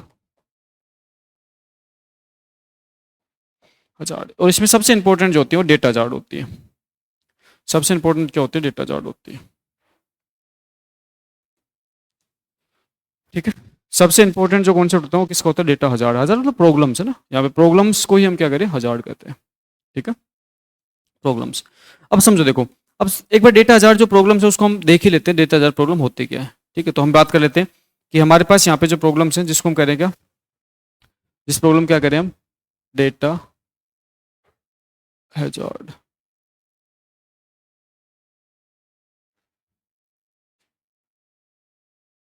देखो जैसे मान के चलो मेरे पास में 2 इंस्ट्रक्शंस हैं जिसको मैंने मुझे क्या करना है? एग्जीक्यूट करवाना है। जैसे कौन कौन से इंस्ट्रक्शन समझो, देखो यहाँ पे मैं कह रहा हूँ मेरे पास में, हम यहाँ पे एक एग्जाम्पल लेते हैं और कह रहे हैं मेरे पास 2 इंस्ट्रक्शंस हैं। एक इंस्ट्रक्शन है जिसको मुझे क्या करना है? ऐड करना है, ऐड करना है। और हम कह रहे हैं मुझे ऐड कैसे करना है? मुझे ऐड करना है R1 coma R2 coma R3, या फिर ऐसे ले लो R1 कोमा R2, ठीक है। एक ही इंस्ट्रक्शन है। उसके बाद में मुझे एक इंस्ट्रक्शन क्या करना है? मल्टीप्लाई करना है। मुझे क्या करना है? मल्टीप्लाई करना है। मल्टीप्लाई करना है, और मल्टीप्लाई क्या करना है मुझे, multiply R3 coma R3 coma R1। ठीक, अब यहाँ पे मेरे पास में दो इंस्ट्रक्शन है। कितने इंस्ट्रक्शन है? दो इंस्ट्रक्शन है। ये पहली इंस्ट्रक्शन है, ये पहली इंस्ट्रक्शन है, ये दूसरी इंस्ट्रक्शन है। अब आप इसको एक बार पाइपलाइन मैनर में एक बार एग्जीक्यूट करवाओ। आप इसको पाइपलाइन मैनर में एग्जीक्यूट करवा के देखो, और यहाँ पे आपको एक प्रॉब्लम दिखाई देगी। यहाँ पे क्या दिखाई देगी? प्रॉब्लम दिखाई देगी। जैसे मान चलो मैं आपके लिए रजिस्टर पहले लेके रख लेता हूँ, आप रजिस्टर पहले लेके रख लेता हूँ। मैं आपके लिए 3 रजिस्टर लेता हूँ, R1 register, R2 register, R3 register. ये 3 रजिस्टर है जिसको मैंने पहले आपके सामने रिप्रेजेंट कर रखा है। ये R1 रजिस्टर है, ये R2 रजिस्टर है, ये R3 रजिस्टर है। मान चलो R1 रजिस्टर वैल्यू कितनी है? 50 है। R2 वैल्यू कितनी है? 20 है। इसके अंदर वैल्यू कितनी है? 10 है। ये इनके अंदर वैल्यू है, ये अंदर क्या है? वैल्यू है। अब आप इस पर्टिकुलर इंस्ट्रक्शंस का एग्जीक्यूशन देखो। तो देखो यहाँ पे एक प्रॉब्लम, देखो यहाँ पे समझो प्रॉब्लम्स क्या है। अब यहाँ प्रॉब्लम ये है कि यहाँ पे जब आप इंस्ट्रक्शंस का एग्जीक्यूशन पाइपलाइन की सहायता से करोगे, पाइपलाइन से सहायता से करोगे तो डेटा हजार्ड पैदा हो जाएगी। क्या हो जाएगी? डेटा, डेटा में प्रॉब्लम आ जाएगी। डेटा में प्रॉब्लम कैसे है? डेटा आपके ओवरलैप हो जाएंगे। डेटा क्या हो जाएंगे? ओवरलैप हो जाएंगे। कैसे ओवरलैप हो जाएंगे समझो, देखो कैसे ओवरलैप होगा। आप क्या करोगे? आप यहाँ पे गलत डेटा रीड कर लोगे। क्या करोगे? गलत डेटा आप रीड कर लोगे।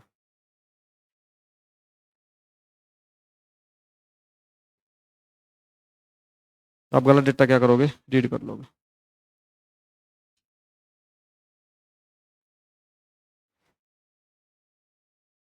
और गलत डेटा रीड की वजह से यहाँ पे प्रॉब्लम्स होती है, और इसी प्रॉब्लम्स को हम क्या करने वाले हैं?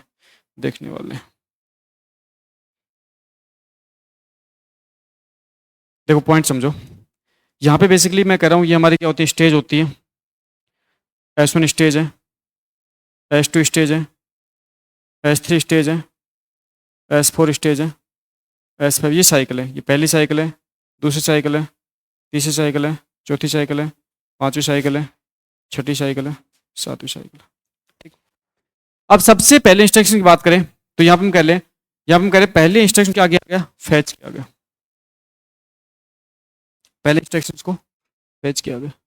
पहले इंस्ट्रक्शन फैच करने के बाद जैसे पहले इंस्ट्रक्शन को डिकोड किया गया, फैच करने के बाद पहले इंस्ट्रक्शन डिकोड किया गया, तो उसी टाइम पे दूसरी इंस्ट्रक्शन क्या होगी? फैच होगी। और फैच कहाँ पे आ गई? मेमोरी में आ गई। उदाहरण डिकोड जब किया गया, डिकोड किया गया तो डिकोड करते समय इसको डेटा अवेलेबल करवा दिया गया। ठीक है, डिकोड किया गया, उसके बाद क्या किया गया? ऑपरेंड फैच किया गया, और यहाँ पे इसको क्या कर दिया गया? डिकोड कर दिया गया।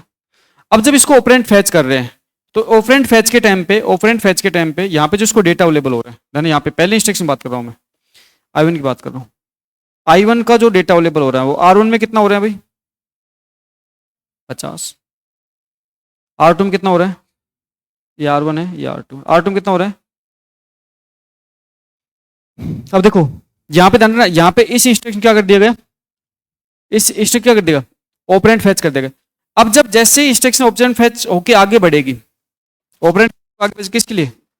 एग्जीक्यूट के लिए बढ़ेगी, एग्जीक्यूट के लिए बढ़ेगी। उस टाइम पर जो दूसरी इंस्ट्रक्शन ना, इसका ऑपरेंड फैच हो जाएगा। क्या हो जाएगा? ऑपरेंड। और इसका जो ऑपरेंड फैच होगा ना, इसका ऑपरेंड फैच होगा, तो इस टाइम पे इसका ऑपरेंड जब फैच होगा तो इस टाइम पे हम ये कह सकते हैं ये I2 इंस्ट्रक्शन है, I2 इंस्ट्रक्शन है। इसके लिए R1 डेटा कितना है भाई? कितना है? 50। और R3 में डेटा कितना है? कितना है? कितना है? अब ध्यान ना, यहाँ पे पहले इंस्ट्रक्शन क्या कर रही है? एग्जीक्यूट कर रही है। एग्जीक्यूट करते समय क्या कर रही है? देखना, एग्जीक्यूट करते समय कर क्या रही है? R1 के अंदर क्या कर रही है? रिप्लेस कर रही है R1 प्लस R2। इसका मतलब ये कितना है? 50। ये कितना है? 20। इसके रिजल्ट कहाँ स्टोर कर रही है? यहाँ पे। और अब यहाँ पे इसके बाद क्या किया जा रहा है? Right back. और राइट बैक के टाइम पे R1 क्या किया जा रहा है? अपडेट। अपडेट कितना किया जा रहा है? 70। नई वैल्यू क्या की जा रही है? 70। तो नई वैल्यू 70 अपडेट की जा रही है। उससे पहले ये जो राइट बैक हुआ, उससे पहले तो ये एग्जीक्यूट भी हो गई, और ये क्या होगी? ये राइट बैक भी होगी, एग्जीक्यूटिव होगी, राइट बैक भी होगी। और ध्यान, ये जो एग्जीक्यूट हुई है, ये जो एग्जीक्यूट हुई है, ये जो एग्जीक्यूट हुई है, ये कौन सी इंस्ट्रक्शन है ना, ये I1 इंस्ट्रक्शन से, I1। और ये कौन सी है, I2। अब I2 के अंदर क्या हो रहा है, I2 के अंदर एग्जीक्यूट क्या हो रहा है, R3 के अंदर क्या हो रहा है, R3 मल्टीप्लाई R1। R3 कितना है, R3 कितना है 10, मल्टीप्लाई कितना, रिजल्ट कितना आएगा, कितना 500, जो किस पे अपडेट हो रहा है, जो किस पे अपडेट हो रहा है, R3 पे अपडेट हो रहा है। और ये अगर हम एक्चुअल में देखे जाए, अगर हम इसको रियल में देखे जाए, रियल में इसको देखे जाए, तो रियल के अंदर इसका क्या होता है, अगर इसको हम रियलिटी में देखें तो रियलिटी में क्या होगा भाई इसका, देखो यहाँ पे रियल में क्या होगा, ये तो ऐसा हो गया। इसको बात करें कि एक्चुअल रिजल्ट,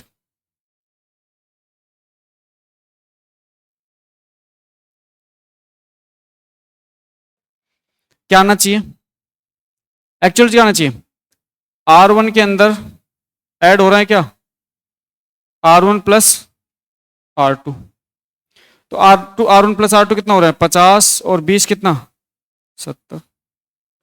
और उसके बाद में नेक्स्ट क्या काम हो रहा है, R3 में क्या हो रहा है, R3 मल्टीप्लाई क्या R1।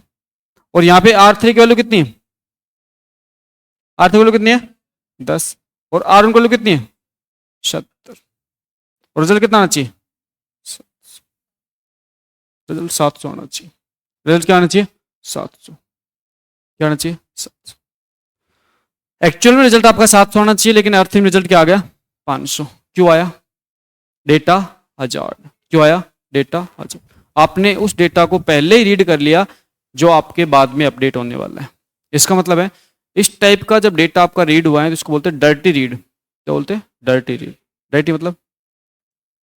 मतलब आफ्टर मॉडिफाई, मतलब कि लोड होने के बाद मॉडिफाई कर दिया गया और उसके बाद आपने क्या कर दिया, उसको रीड कर लिया। आपने डेटा को पहले ही रीड कर लिया, डेटा को पहले ही रीड कर लिया उसको अपडेट होने से पहले, और रीड होने के बाद में वो डेटा क्या हो गया, अपडेट हो गया, और आपका रिजल्ट क्या हो गया, आपका रिजल्ट रिफ्लेक्ट कर गया, वेरी कर गया। तो ये प्रॉब्लम है पाइपलाइन की, ये प्रॉब्लम मैं कहता था ना, ये पाइपलाइन की प्रॉब्लम है। अगर कोई अपराधी बच्चा है और किसी की टांग पकड़ लेगा तो क्या होगा, क्या होगा, आपकी इफिशियंसी डाउन हो जाएगी, इफिशियंसी डाउन हो जाएगी। इसी टाइप से प्रॉब्लम है। इसका मतलब है कि यहाँ पे अगर आप इंस्ट्रक्शंस के अंदर किसी ऐसे डेटा को काम में ले रहे हो जो डेटा आपके इंस्ट्रक्शंस में ओवरलैप हो रहे, तो उस पर्टिकुलर इंस्ट्रक्शंस के लिए हम क्या करेंगे, हम यहाँ पे इंस्ट्रक्शंस को एग्जीक्यूट करते समय कुछ हजार्ड जनरेट कर देंगे, कुछ हजार्ड क्या कर देंगे, जनरेट कर देंगे। अब इसका मतलब है कि यहाँ पे हमारे पास में इसको अगर हम सक्सेसफुल इंप्लीमेंट करना चाहते हैं, हम सबसे सक्सेसफुल इंप्लीमेंट करना चाहते हैं, तो फिर हमें क्या करना पड़ेगा, हमें यहाँ पे ये करना पड़ेगा कि हमें यहाँ पे इसको सक्सेसफुल इंप्लीमेंट करने के लिए हमें यहाँ पे ये जो आपका डिकोड हो रहा है, डिकोड होने के बाद में ये जो आपका ऑपरेंड फैच हो रहा है, ये जो डिकोड हो रहा है, डिकोड होने के बाद में ये जो आपका ऑपरेंड फैच हो रहा है ना, इस ऑपरेंड फैच को हमें रोकना है। ऑपरेंड फैच को हमें कब तक रोकना है, ऑपरेंड फैच को हमें तब तक रोकना है जब तक क्या नहीं हो जाए, राइट बैक। इसका मतलब है कि यहाँ पे अब हमें देखो दूसरे इंस्ट्रक्शंस के जैसे डिकोड किया, डिकोड करने के बाद में यहाँ पे ये खाली, ये खाली, ये खाली, ये जब राइट बैक हो जाए, उसके बाद में आप क्या करना, उसके बाद में आप नेक्स्ट काम करना, यहाँ पे क्या करोगे, ऑपरेंड फैच, फिर क्या करोगे, एग्जीक्यूट, और फिर क्या करोगे, राइट। अब आपकी प्रॉब्लम नहीं होगी, अब आपकी प्रॉब्लम नहीं होगी, अब आप प्रॉब्लम नहीं होगी, ठीक है। तो इसका मतलब है कि यहां पे अब आपको सेकंड इंस्ट्रक्शंस को कुछ टाइम के लिए रोकना है, कुछ टाइम के लिए क्या करना है, रोकना है। वो क्या ना करे, वो डेटा को रीड ना करे, ऑपरेंड को फैच ना करे। डिकोड होते ही यहाँ पे हमें क्या करना है, चेक करना है कि यहाँ पे हमारे पास में कुछ ऐसा डेटा तो नहीं है जो कि इससे पहले ओवरलैपिंग इंस्ट्रक्शंस का डेटा तो कोई काम में नहीं आ रहा, और अगर काम में आ रहा है तो इसे क्या करो, रोको। इसे रोको, इसे ऑपरेंड फैच मत करने दो। और ऑपरेंड फैच इसको तब करने दो जब इसका राइट बैक हो जाए। ये राइट बैक हो गया, डेटा अपडेट हो गया, फिर ऑपरेंड फैच करो। अब इसके बाद अगर ऑपरेंड फैच करते हैं तो आपको क्या मिलेगा? अपडेटेड डेटा मिलेगा। क्या मिलेगा? अपडेटेड डेटा मिलेगा। और अपडेटेड डेटा मिलेगा तो आप अपडेटेड डेटा पर काम करोगे तो आपका एक्चुअल रिजल्ट क्या आएगा? सेम आएगा। अब यहाँ पे कोई दिक्कत, यहाँ पे क्या हो गया? यहाँ पे अपडेट कर दिया गया, यहाँ पे अपडेट कर दिया गया। और यहाँ पे अगर आप यहाँ पे ऑपरेंड फैच करोगे, यहाँ पे अगर आप ऑपरेंड फैच करोगे तो इंस्ट्रक्शन I2 अगर यहाँ पे ऑपरेंड फैच करेगी तो क्या होगा भाई? यहाँ पे क्या मिलेगा इसको? R1 के अंदर क्या, देखो यहाँ पे R1 के अंदर क्या मिलेगा? देखो R3 के अंदर R3 मल्टीप्लाई क्या? R1। अब यहाँ पे देखो R3 के अंदर क्या है? 10 मल्टीप्लाई किससे हो रहा है? 70 से। रिजल्ट कितना आ रहा है? अब सक्सेसफुली इंप्लीमेंट हो रहा है। सक्सेसफुली कैसे जाएगा? सही आ रहा है, सही आ रहा है, सही आ रहा है, सही आ रहा है। तो देखो अब यहाँ पे क्या आ रहा है? यहाँ पे हमारे पास में बेसिकली हो क्या रहा है कि अब हम यहाँ पे क्या कर रहे हैं? यहाँ पे हम इस पर्टिकुलर इंस्ट्रक्शन को सही से एग्जीक्यूट करवा पा रहे हैं, सही से एग्जीक्यूट करवा पाते हैं। तो इसका मतलब है यहाँ पे हमें हमें क्या करना पड़ता है? यहाँ पे हमें इस इंस्ट्रक्शन को रोकना पड़ता है। अगर नहीं रोकोगे तो डेटा आजाद हो जाएगा, डेटा में प्रॉब्लम हो जाएगी। तो डेटा को प्रॉब्लम्स को क्या करते हैं? सॉर्ट आउट करते हैं। एक बार नोट डाउन कीजिए। नहीं हो रहा सेम टाइम पे, उस साइकिल अलग है, वो साइकिल अलग है, साइकिल अलग अलग है दोनों की।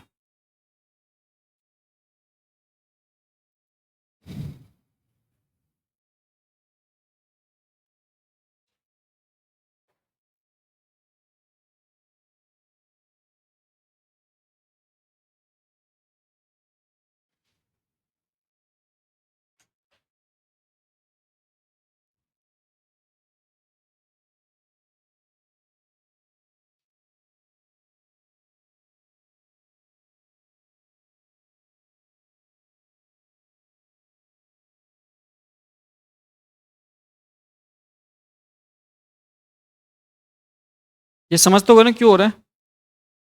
इसको डेटा आजाद बोलते हैं।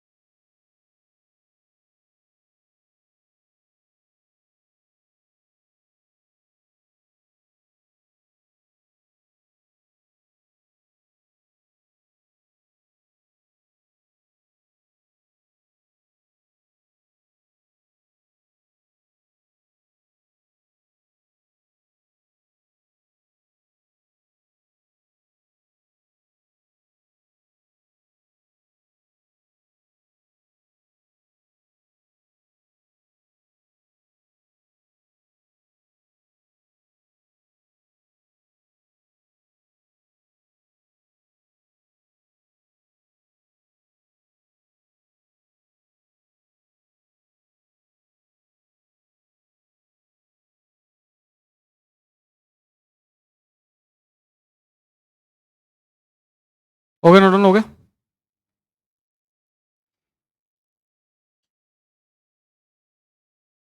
देखो हजार्ड की बात करें तो सिंपल बात है, यहाँ पे प्रिवेंट कैसे कर रहे हैं, तो प्रिवेंट करने के लिए आप बेसिकली क्या करो, पाइपलाइन स्टॉल, इसको बोलते हैं पाइपलाइन स्टॉल के बेस पे आप क्या करें, प्रिवेंट कर रहे हैं। स्टॉल मतलब रोकना है ना, आप इंस्ट्रक्शंस क्या कर लो, तो यहाँ पे क्या करो, यहाँ पे स्टॉल, आप क्या कर रहे हो यहाँ पे स्टॉल,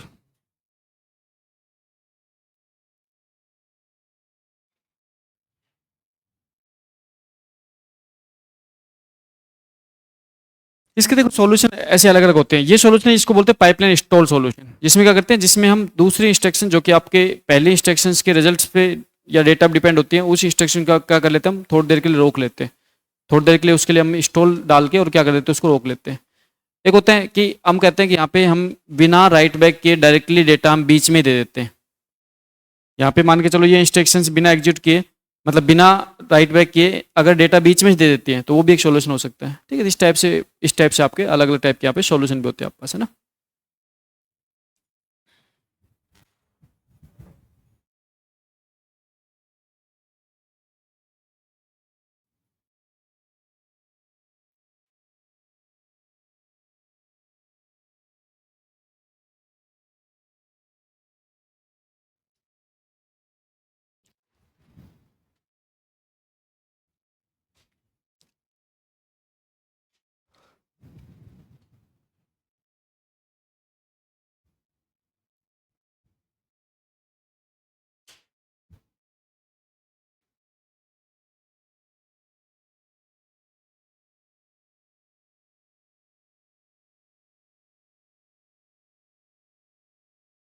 डिकोड होने से क्या फर्क पड़ता है, ऑपरेंड फैच के टाइम पे डेटा फैच करते हैं ना, डिकोड होने से क्या, डिकोड होने पर सिर्फ और सिर्फ उसको चेक करते हैं कौन से ऑपरेशन किस पर्टिकुलर डेटा पे क्या करना है, परफॉर्म करना है। ऑपरेंड फैच के टाइम पे ही डेटा आता है एक्चुअल में, ऑपरेंड फैच के टाइम पे आपका डेटा एक्चुअल में आता है। और देखो अब यहाँ पे हमारे पास तीन टाइप के जो हजार्ड तो लिखे हैं, तो देखो तीन टाइप के हजार्ड, अगर जैसे स्ट्रक्चर हजार्ड की बात करो तो स्ट्रक्चर हजार्ड मतलब होता है कि यहाँ पे आपके बेसिकली क्या होते हैं, हार्डवेयर रिसोर्स कॉन्फ्लिक्ट होते हैं। क्या होते हैं, हार्डवेयर रिसोर्स, हार्डवेयर रिसोर्स क्या, कॉन्फ्लिक्ट। आपके अगर हार्डवेयर रिसोर्स कॉन्फ्लिक्ट हो रहे हैं तो उसको स्ट्रक्चर्ड हजार्ड कहते हैं। क्या कहते हैं, स्ट्रक्चर्ड हजार्ड। ठीक है, हार्डवेयर रिसोर्स मतलब है कि आपके एक ही स्टेज पे, मतलब एक मेमोरी को दो से ज़्यादा इंस्ट्रक्शंस क्या कर ले, एक साथ क्या कर ले, एक ही स्टेज पे रीड आउट कर ले, उसको हार्डवेयर मतलब स्ट्रक्चर हजार्ड या हार्डवेयर रिसोर्स कॉन्फ्लिक्ट कहते हैं। अगर मान चलो आपकी कोई मेमोरी है, मेमोरी को एक बार में एक ही साइकिल के द्वारा क्या किया जाना चाहिए, रीड आउट किया जाना चाहिए। अब मान चलो किसी पर्टिकुलर एक साइकिल पे दो इंस्ट्रक्शन है जो एक साथ मेमोरी क्या कर रही है, रीड कर रही है, एक साथ क्या कर रही है, राइट कर रही है, तो उसको क्या बोलते हैं, उसको बोलते हैं स्ट्रक्चर हजार्ड, हार्डवेयर कॉन्फ्लिक्ट हो रहा है। तो हार्डवेयर भी कॉन्फ्लिक्ट आपका नहीं होना चाहिए। ठीक है, क्योंकि आपके जो रिसोर्स होते हैं वो आपके बहुत सारे रिसोर्स है, तो सिंगल इंस्टेंस रिसोर्स होते हैं, एक बार में एक काम करेगा फिर दूसरा आदमी काम करेगा। ठीक है, अगर मैं बात करूँ control data hazard, data hazard मतलब इंस्ट्रक्शंस इंस्ट्रक्शंस डेटा दूसरी इंस्ट्रक्शन से प्राप्त करती है। ठीक है, एक इंस्ट्रक्शन डेटा, एक इंस्ट्रक्शन डेटा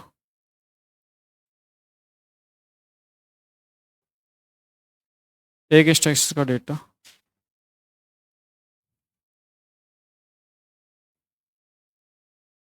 दूसरी पर डिपेंड्स होता है। ठीक है, देन यहाँ पे बेसिकली क्या होते हैं, यहाँ पे अगर हम बात करें तो यहाँ पे आपके तीन टाइप के आपके हजार्ड होते हैं। एक बोलते हैं जैसे रीड आफ्टर राइट, इसको हम बोलते हैं रीड आफ्टर राइट। एक बोलते हैं राइट आफ्टर रीड, एक हम बोलते हैं इसको राइट आफ्टर रीड, और एक बोलते हैं right after right, right after right.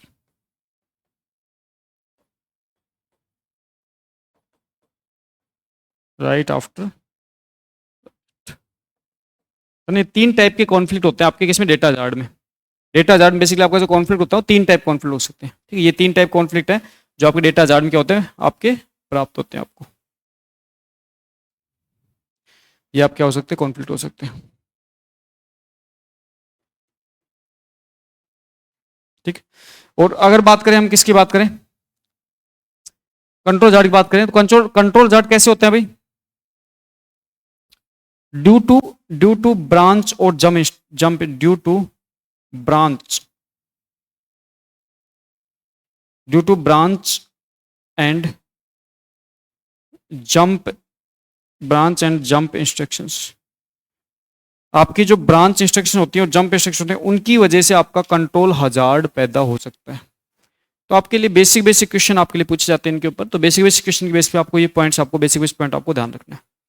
और इसी के साथ आपका पाइपलाइन कॉन्सेप्ट आपका कंप्लीट हो जाता है।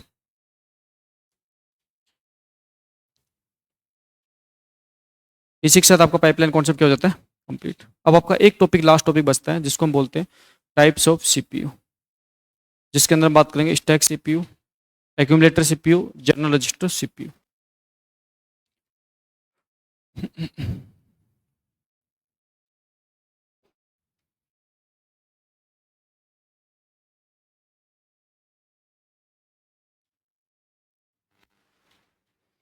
अब यहाँ पे अगर नेक्स्ट बात करें, तो नेक्स्ट हमारे पास में जो पाइपलाइन कॉन्सेप्ट पे आपको इतना ही कॉन्सेप्ट को स्टडी करना है। पाइपलाइन कॉन्सेप्ट्स को आपको इन्हीं कॉन्सेप्ट के बेस पे आपको एग्जाम में क्वेश्चन देखने को मिलेंगे, क्योंकि आपका जो बेसिक जो आपका जितना भी आपका जो सिलेबस है, उसमें हमारे सिलेबस के अकॉर्डिंग हम इतनी सारी स्टडी करेंगे तो इनफ है ना। इसी के बेस पे क्वेश्चन आपको देखने को मिलेंगे। आपका सब्जेक्ट कंप्लीट होते ही आपका एक यूनिट सब्जेक्ट टेस्ट जो है वो आपका कंडक्ट करवाया जाएगा, जिसमें आपको इस टाइप से रिलेटेड क्वेश्चन देखने को आपको मिलेंगे। ठीक है, ये नोट डाउन हो गया। नेक्स्ट अगर टॉपिक की बात करें, नेक्स्ट टॉपिक बेसिकली हमारा टाइप्स ऑफ सीपीयू के बारे में होता है कि टाइप्स ऑफ सीपीयू आपके कौन कौन से होते हैं, जिसमें हम स्टैक सीपीयू, एक्यूमुलेटर सीपीयू और जनरल रजिस्टर सीपीयू के बारे में बात करते हैं। तो एक क्लास और लेनी पड़ेगी, क्योंकि एक क्लास और लेंगे तो जिसमें हाँ रिस्क और सिस्क भी करवाएंगे आपका। इस रिस्क मतलब reduce instruction set computer, six मतलब कॉम्प्लेक्स इंस्ट्रक्शन सेट कंप्यूटर। ठीक, तो आपके जितने भी कंप्यूटर सिस्टम्स होते हैं, जनरल कंप्यूटर जो आपके होते हैं, उसको दो कैटेगरी में डिवाइड किया जाता है, एक रिड्यूस इंस्ट्रक्शन सेट कंप्यूटर, एक कॉम्प्लेक्स इंस्ट्रक्शन सेट कंप्यूटर। और दोनों ही कंप्यूटर जो कैटेगरी है, ये बेसिकली आपके इंस्ट्रक्शंस के टाइप पर डिपेंड करती है। रिड्यूस इंस्ट्रक्शन सेट कंप्यूटर होता है, उसमें जो इंस्ट्रक्शन होती है वो आपकी फिक्स्ड लेंथ इंस्ट्रक्शन होती है। कैसी होती है, फिक्स्ड लेंथ इंस्ट्रक्शन होती है। और फिक्स्ड लेंथ इंस्ट्रक्शंस को जब एग्जीक्यूट करते हैं तो उस टाइम पे पाइपलाइन कॉन्सेप्ट्स को हम प्रॉपरली क्या कर सकते हैं, इंप्लीमेंट कर सकते हैं। तो रिड्यूस इंस्ट्रक्शन सेट कंप्यूटर जो रिस्क कंप्यूटर होता है, उसमें पाइपलाइन कॉन्सेप्ट को हम सक्सेसफुली इंप्लीमेंट करवाते हैं। जबकि जो आपका सिस्क होता है, कॉम्प्लेक्स इंस्ट्रक्शन सेट कंप्यूटर होता है, उसके अंदर वेरिएबल लेंथ इंस्ट्रक्शन होती है। और वेरिएबल लेंथ इंस्ट्रक्शन होने की वजह से वहाँ पे पाइपलाइन कॉन्सेप्ट्स को हम प्रॉपरली इंप्लीमेंट नहीं कर पाएंगे। तो हम देखेंगे कौन कौन से जो आपके प्रोसेसर आते हैं वो आपके रिस्क बेस होते हैं, कौन कौन से प्रोसेसर आपके सिस्क बेस होते हैं। ठीक, तो कुछ प्रोसेसर आपके रिस्क बेस, कुछ प्रोसेसर आपके सिस्क बेस। लेकिन आज के दिन अगर बात करें तो आज के दिन जितने भी आपके लेटेस्ट जो आपके प्रोसेसर आते हैं, तो वो सारे के सारे आपके क्या होते हैं, हाइब्रिड मोड में होते हैं। हाइब्रिड मतलब वो रिस्क और सिस्क दोनों क्या करते हैं, कंबाइंड करके और फिर क्या करते हैं, बनाए जाते हैं। ठीक है, और इसी के साथ आपका सिलेबस क्या हो जाएगा, कंप्लीट हो जाएगा। ठीक है, तो पाइपलाइन कॉन्सेप्ट में बेसिकली आपको जो जो पॉइंट्स आपको बताएं, इनमें आपको ये सारे पॉइंट ध्यान रखना है। न्यूमेरिकल क्वेश्चन आपके बहुत ईजी सा पाइपलाइन कॉन्सेप्ट बनता है। तो बेस सिंपल सी बात है, यहाँ पे जो इंस्ट्रक्शन का एग्जीक्यूशन होता है पाइपलाइन में, ये बेसिकली ओवरलैपिंग मैनर में होता है। क्या होता है, ओवरलैपिंग मैनर में। ठीक है, और ओवरलैपिंग मैनर में जब इंस्ट्रक्शन एग्जीक्यूट करवाई जाती है, तो इस टाइम पे हम कह सकते हैं पाइपलाइन में हम सक्सेसफुली इंप्लीमेंट करते हैं क्या, CPI इक्वल टू 1 को। प्रत्येक साइकिल पे एक इंस्ट्रक्शन क्या होता है, एग्जीक्यूशन कंप्लीट हो जाता है। ठीक है, तो इस टाइप से हमारे कंप्यूटर सिस्टम में इंटरनली हम वर्किंग को परफॉर्म करते हैं। Okay, thank you. Next class में आपको अगले कॉन्सेप्ट साथ मिलते हैं ना।